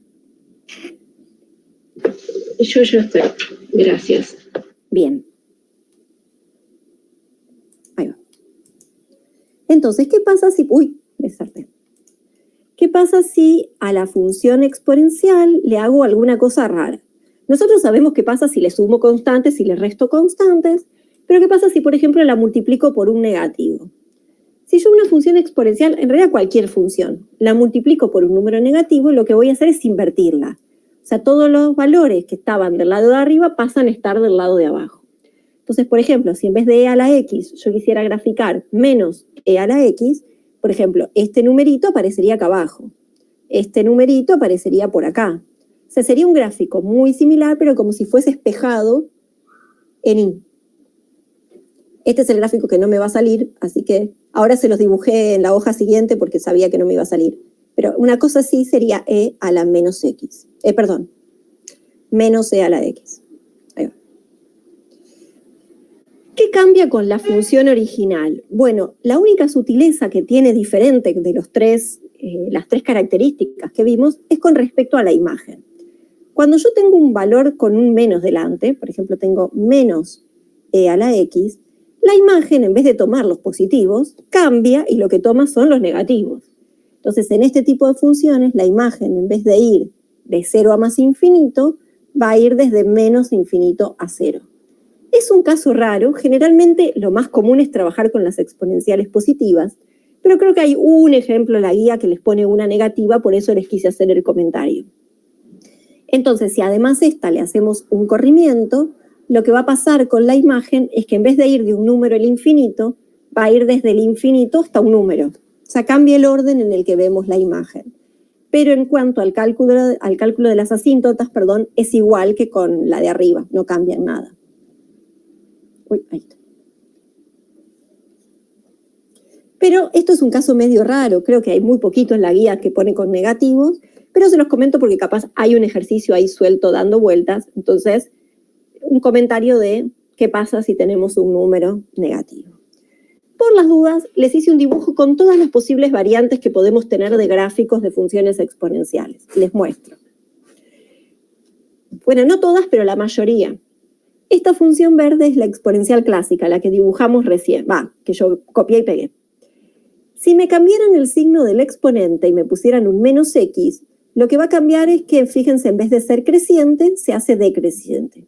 Es un mismo gráfico, pero como si fuese espejado con respecto al eje x. En cambio, si le poníamos el menos a la exponencial, es el dibujo que traté de hacer recién y no me salió, que es que va para abajo en vez de para arriba. Esas son las posibles variantes. Por eso lo importante es tener en mente cómo es el gráfico de la verde y después yo puedo deducir cualquier otra variante, pero la clave es tener bien en claro este gráfico, el de la función original, y a partir de ahí podemos deducir cualquier cosa que nos pongan delante. Sí, esto como un comentario, porque muchos ejercicios en la guía que les dicen dibujen. Eso es para que nos empecemos a asociar o a acostumbrar a la función. Disculpe, ¿no se podría hacer menos e elevado a la menos x?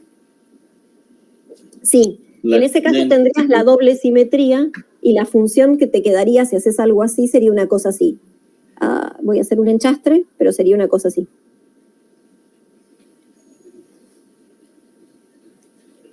Esta sería menos e a la menos x.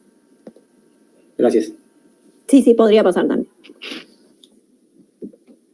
Bien, pero esto nada, como un comentario extra. Bien, puntos importantes. ¿Qué son los puntos importantes? Si yo tengo que graficar una función exponencial o si tengo que estudiar una función exponencial, además de calcular el dominio, la imagen y las asíntotas, es clave identificar las intersecciones con los ejes. Me importa saber calcular la intersección con el eje X y la intersección con el eje Y. Esta intersección con el eje Y era lo que me habían preguntado hace un rato. No se calcula de la misma manera que en las lineales y en las cuadráticas. Así que vamos a mirarlo con mucho cuidado. ¿Cómo se calculan las intersecciones con los ejes? En el caso de la intersección con el eje Y, el truco para calcular la intersección con el eje Y es evaluar a nuestra función en cero. Me quedo en verde, perdón. Entonces, si yo quiero calcular la intersección con el eje Y, evaluamos a la función en cero. Mientras que si quiero calcular la intersección con el eje X, igualamos la función a cero. Esos son como los dos procedimientos en general para calcular siempre las intersecciones con los ejes. Entonces, esto que está dicho así medio teórico, veamos cómo se aplica en la vida real. Así que hagamos un ejemplo. A ver si lo tengo en el siguiente paso o lo tengo acá. Acá. Lo tenía justo acá.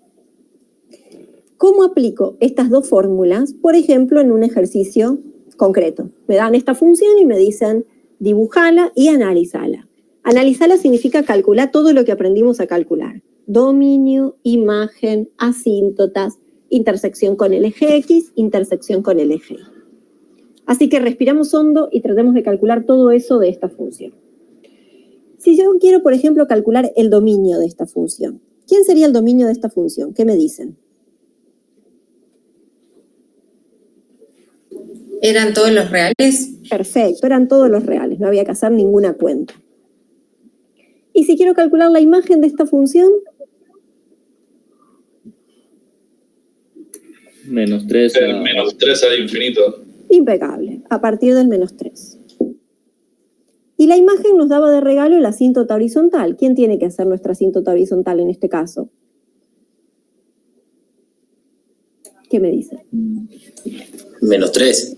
Claro, el valor donde nacía la imagen era donde teníamos la asíntota. Entonces, dominio, imagen, asíntota viene, entre comillas, si se quiere, medio gratis. Vamos a lo nuevo. ¿Cómo calculo la intersección con el eje Y y la intersección con el eje X? Para la intersección con el eje Y, lo que escribimos en la hoja anterior, es vamos a evaluar a nuestra función en cero. Yo la llamé Y, pero si quieren llámenla F. Si quieren la llamo F para que se parezca más a lo que estoy escribiendo acá, perdón. Da lo mismo, llamarla Y, llamarla F. Entonces, si evaluamos a nuestra función en cero, esto nos queda E a la 0 más 2 menos 3. Esta cuenta es lo mismo que hacer E al cuadrado menos 3. Y este número, nada, calculadora en mano, hago E al cuadrado la calculadora, le resto 3, no me va a dar exacto. Si lo quiero dejar exacto, lo tendría que dejar así, E al cuadrado menos 3. Este sería el resultado exacto. Como nosotros este resultado exacto lo vamos a querer dibujar, lo pongo en la calculadora para tener un estimativo de cuánto vale. Según la calculadora, esto es aproximadamente 4,38. Chequenlo después con sus calculadoras que les dé exactamente lo mismo. Pero fíjense que está cercano a este, pero ya no es más el término independiente, la intersección con el eje Y. ¿Y cómo calculamos la intersección con el eje X?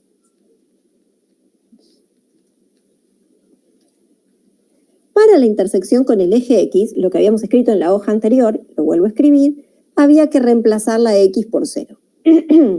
Entonces vamos a nuestra función y reemplazamos la X por 0. Había que igualar a 0. Y escribí lo mismo que acá arriba. Perdón. Igualamos la función a 0. Le pongo F, que arriba le puse F, así no hago tanto enchastre. Ahí está. Entonces, para la intersección con el eje X, agarramos nuestra función, y la igualamos a 0. Y ahora hay que despejar X. Entonces uno dice, bueno, ese 3 que está restando parece fácil de pasar para el otro lado, lo paso sumando. Y cuando uno llega a esta instancia dice, ajá, ¿y acá cómo despejo? Yo sé pasar de suma a resta, de multiplicación a división, de potencia a raíz, pero lo que tenemos en este caso es una exponencial. ¿Cómo paso la exponencial para el otro lado? ¿Alguna sugerencia? Radicando. Eso si tuvieras una potencia podría funcionar, pero acá fíjate que como tu incógnita está en el exponente, no te conviene. Claro. Porque lo que vos querés es dejar la incógnita sola y sacarte la E de encima en realidad, ¿no? Y esta es la parte clave, si se quiere, del ejercicio. Van a ver que hay muchos ejercicios en la guía que son solo para practicar estos despejes, porque no son despejes fáciles de hacer. Y el truco está acá.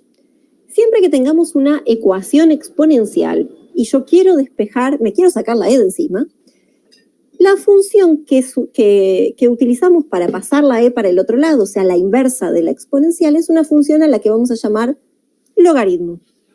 Entonces, siempre que quiera despejar una exponencial, aparecen los logaritmos.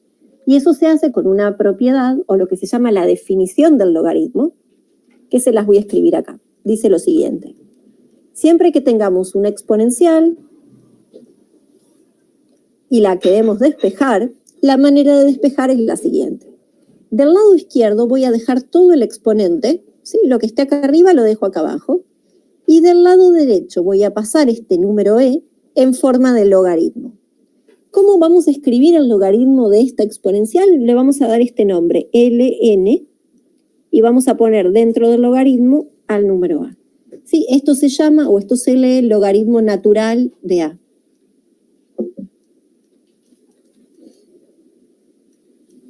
Entonces serían x más 2 igual logaritmo de 3.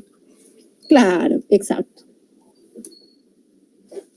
En nuestro caso, si yo quisiera aplicar esta propiedad, tendría que dejar, mi cajita sería el x más 2. Entonces dejamos el x más 2 solo de este lado y la exponencial pasa para el otro lado en forma de logaritmo. ¿Cómo calculo el logaritmo natural de 3? Bueno, nos pasa lo mismo que con la exponencial. Son cuentas que no vamos a poder hacer mentalmente. Si yo quiero saber cuánto vale el logaritmo natural de 3, agarro la calculadora y en la misma tecla donde está la letra E está el logaritmo natural. Es el que dice ln. Toco ln de 3 en la calculadora y eso me resuelve nuestro problema. Si yo quiero el resultado exacto, lo dejo escrito así. Dejo el logaritmo de 3 como respuesta. Si quiero una aproximación, para tener una idea, la aproximación dice que el logaritmo de 3 es más o menos 1,098.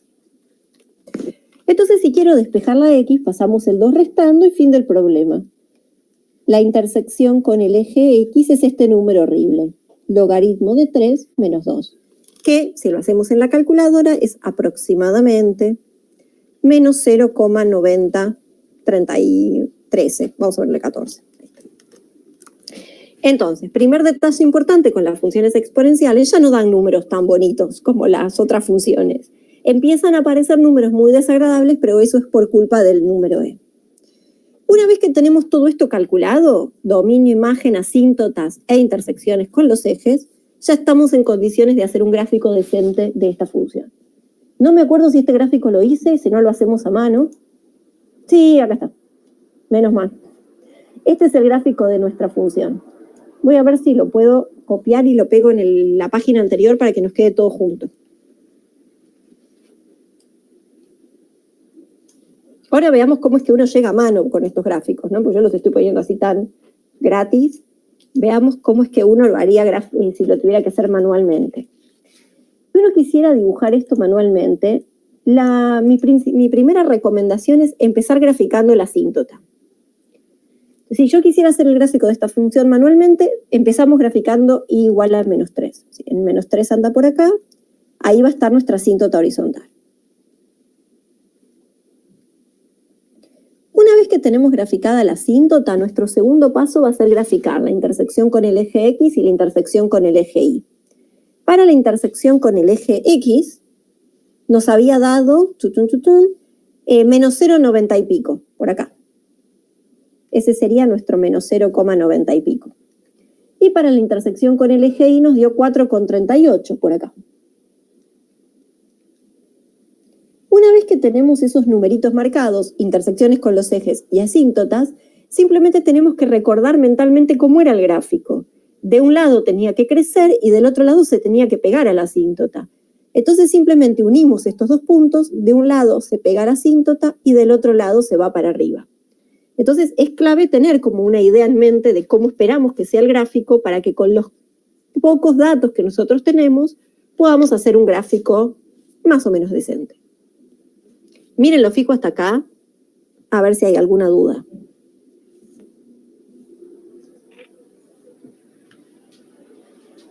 Esta ya empieza a ser de las funciones difíciles, digamos.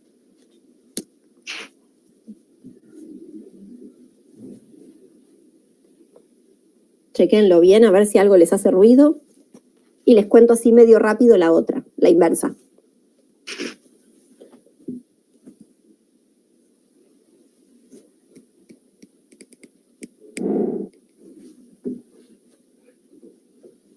Sí, podrías hacer una tablita de valores, pero como en este tipo de ejercicios las tablitas de valores dan números tan horribles por la exponencial, lo ideal es tratar de minimizar la cantidad de valores que uno toma, porque las cuentas dan feas. Fíjate que acá yo hice 2 cuentas nada más, intersección con el eje X y intersección con el eje Y, y ya dieron números desagradables. Entonces se trata de hacer lo menos que se puede. Pero si uno no tiene ni la mínima idea de cómo encarar una función y querés hacerte una tablita de valores, sí, súper válido, totalmente. Siempre con la calculadora en mano, porque bueno, estos números son feos. Y un comentario por arriba, pero una vez que sabemos las exponenciales, en general las inversas son mucho más fáciles. Así como tenemos un análisis de una función exponencial, también vamos a tener otro tipo de funciones que son las funciones logarítmicas. Lo que les comentaba recién, como igual que con las exponenciales, podemos tener logaritmos, por las dudas no aclarémoslo, esto se lee logaritmo en base a de X. Profe, Sí. quería hacer una consulta. En la calculadora mía me sale E elevado a X. Y no me sale el mismo resultado cuando yo lo saco. A ver, por ejemplo, ¿qué cuenta hiciste que no te dio? ¿Está? Que no, claro, el que nos salió 4,38, sí. Vos tocás, por ejemplo, vos tenés el E a la X en amarillo, ¿verdad? Sí. Entonces hiciste Shift y la tecla de la E y te apareció una letrita E. ¿Hasta ahí te dio igual? Yo puse la E, que me parece la E. ¿Te aparece una E sola? Claro, con una entre comillas y un paréntesis abierto. ¿Y un paréntesis?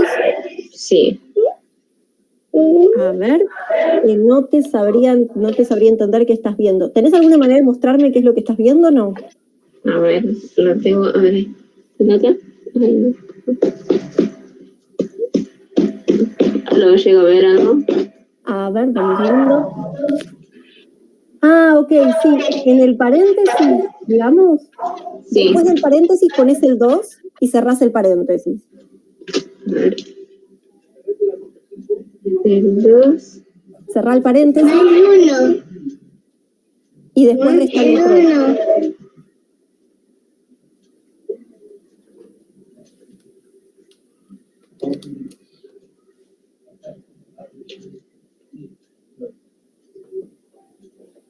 ¿Salió todavía?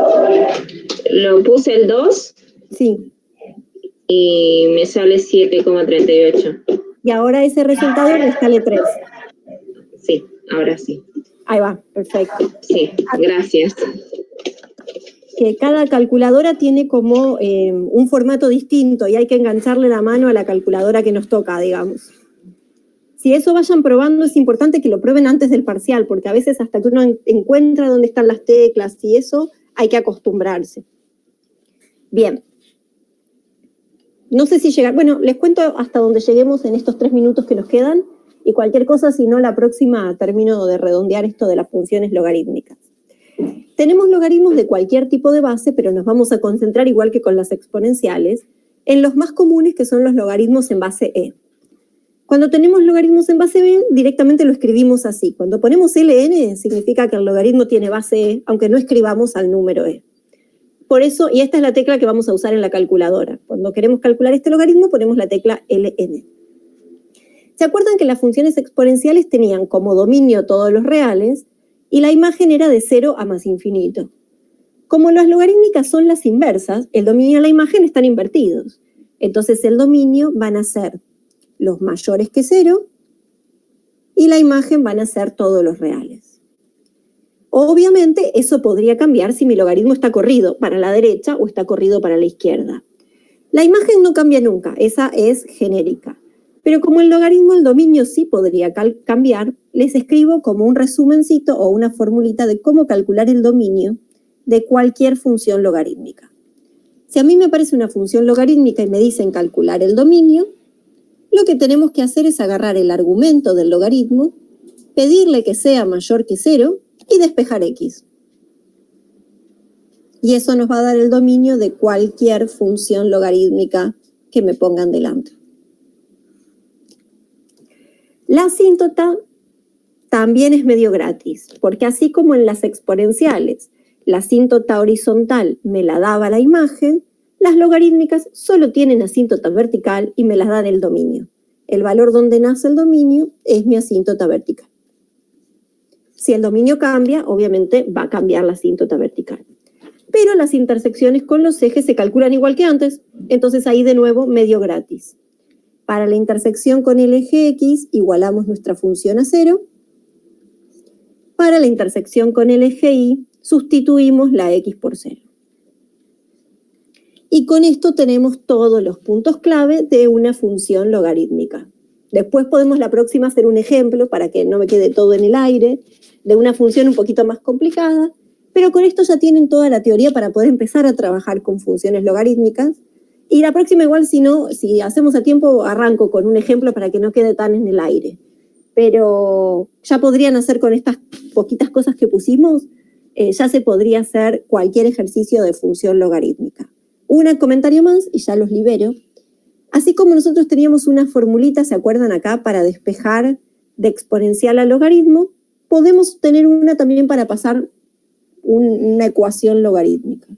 Si yo tengo un logaritmo y necesito despejarlo, al revés, los logaritmos pasan para el otro lado en forma de exponenciales. Entonces, si en algún momento necesitan despejar un logaritmo, se despeja o se pasa para el otro lado en forma de exponencial. Esas son las dos cosas nuevas que hay que aprenderse de las funciones logarítmicas y con eso más o menos se pueden resolver todos los ejercicios de la práctica. De todas formas, como esto quedó medio en el aire, no nos da tiempo a hacer un ejemplo muy completo, la próxima, si quieren, arrancamos, tomo 5 minutos de la próxima clase para hacer un ejemplito completo de función logarítmica y vemos cómo se aplica a todas estas cosas que les escribí recién. Pero bueno, ya la teoría al menos la tienen toda adelante para que si se animan a empezar a hacer ejercicios, lo puedan hacer. Fíjense si quedó alguna duda. Esta parte medio a las corridas. Perdón, ¿alguien me había hecho una consulta? ¿Una consulta? No, que está bien, porque como se hizo todo un poquito rápido. Sí, no, esta parte de logaritmos se las escribí rápido para que el que tenga ganas de aprovechar el fin de semana y animarse a hacer algunos ejercicios pueda, o sea, que tengamos todas las fórmulas para poder hacerlo, pero a la próxima empezamos con un ejemplo chiquito, si se quieren, de función logarítmica para que no quede tan en el aire. Pero al menos les quise escribir las fórmulas para que ya les queden todas las fórmulas delante.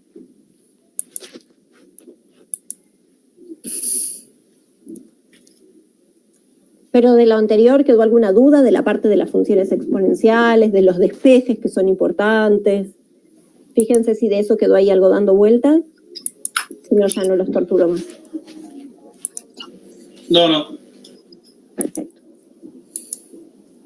Bueno, entonces si quieren, para no sacarles más tiempo, lo dejamos por acá. Pero bueno, la próxima arranco con un ejemplito muy rapidito, si quieren, de logarítmicas.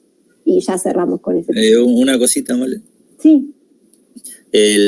Lo que habíamos dicho el otro día, el martes por ahí les mandamos un mensaje para que miren 2 videos que les vamos a mandar que hicimos de introducción de límite para que vayan mirando eso.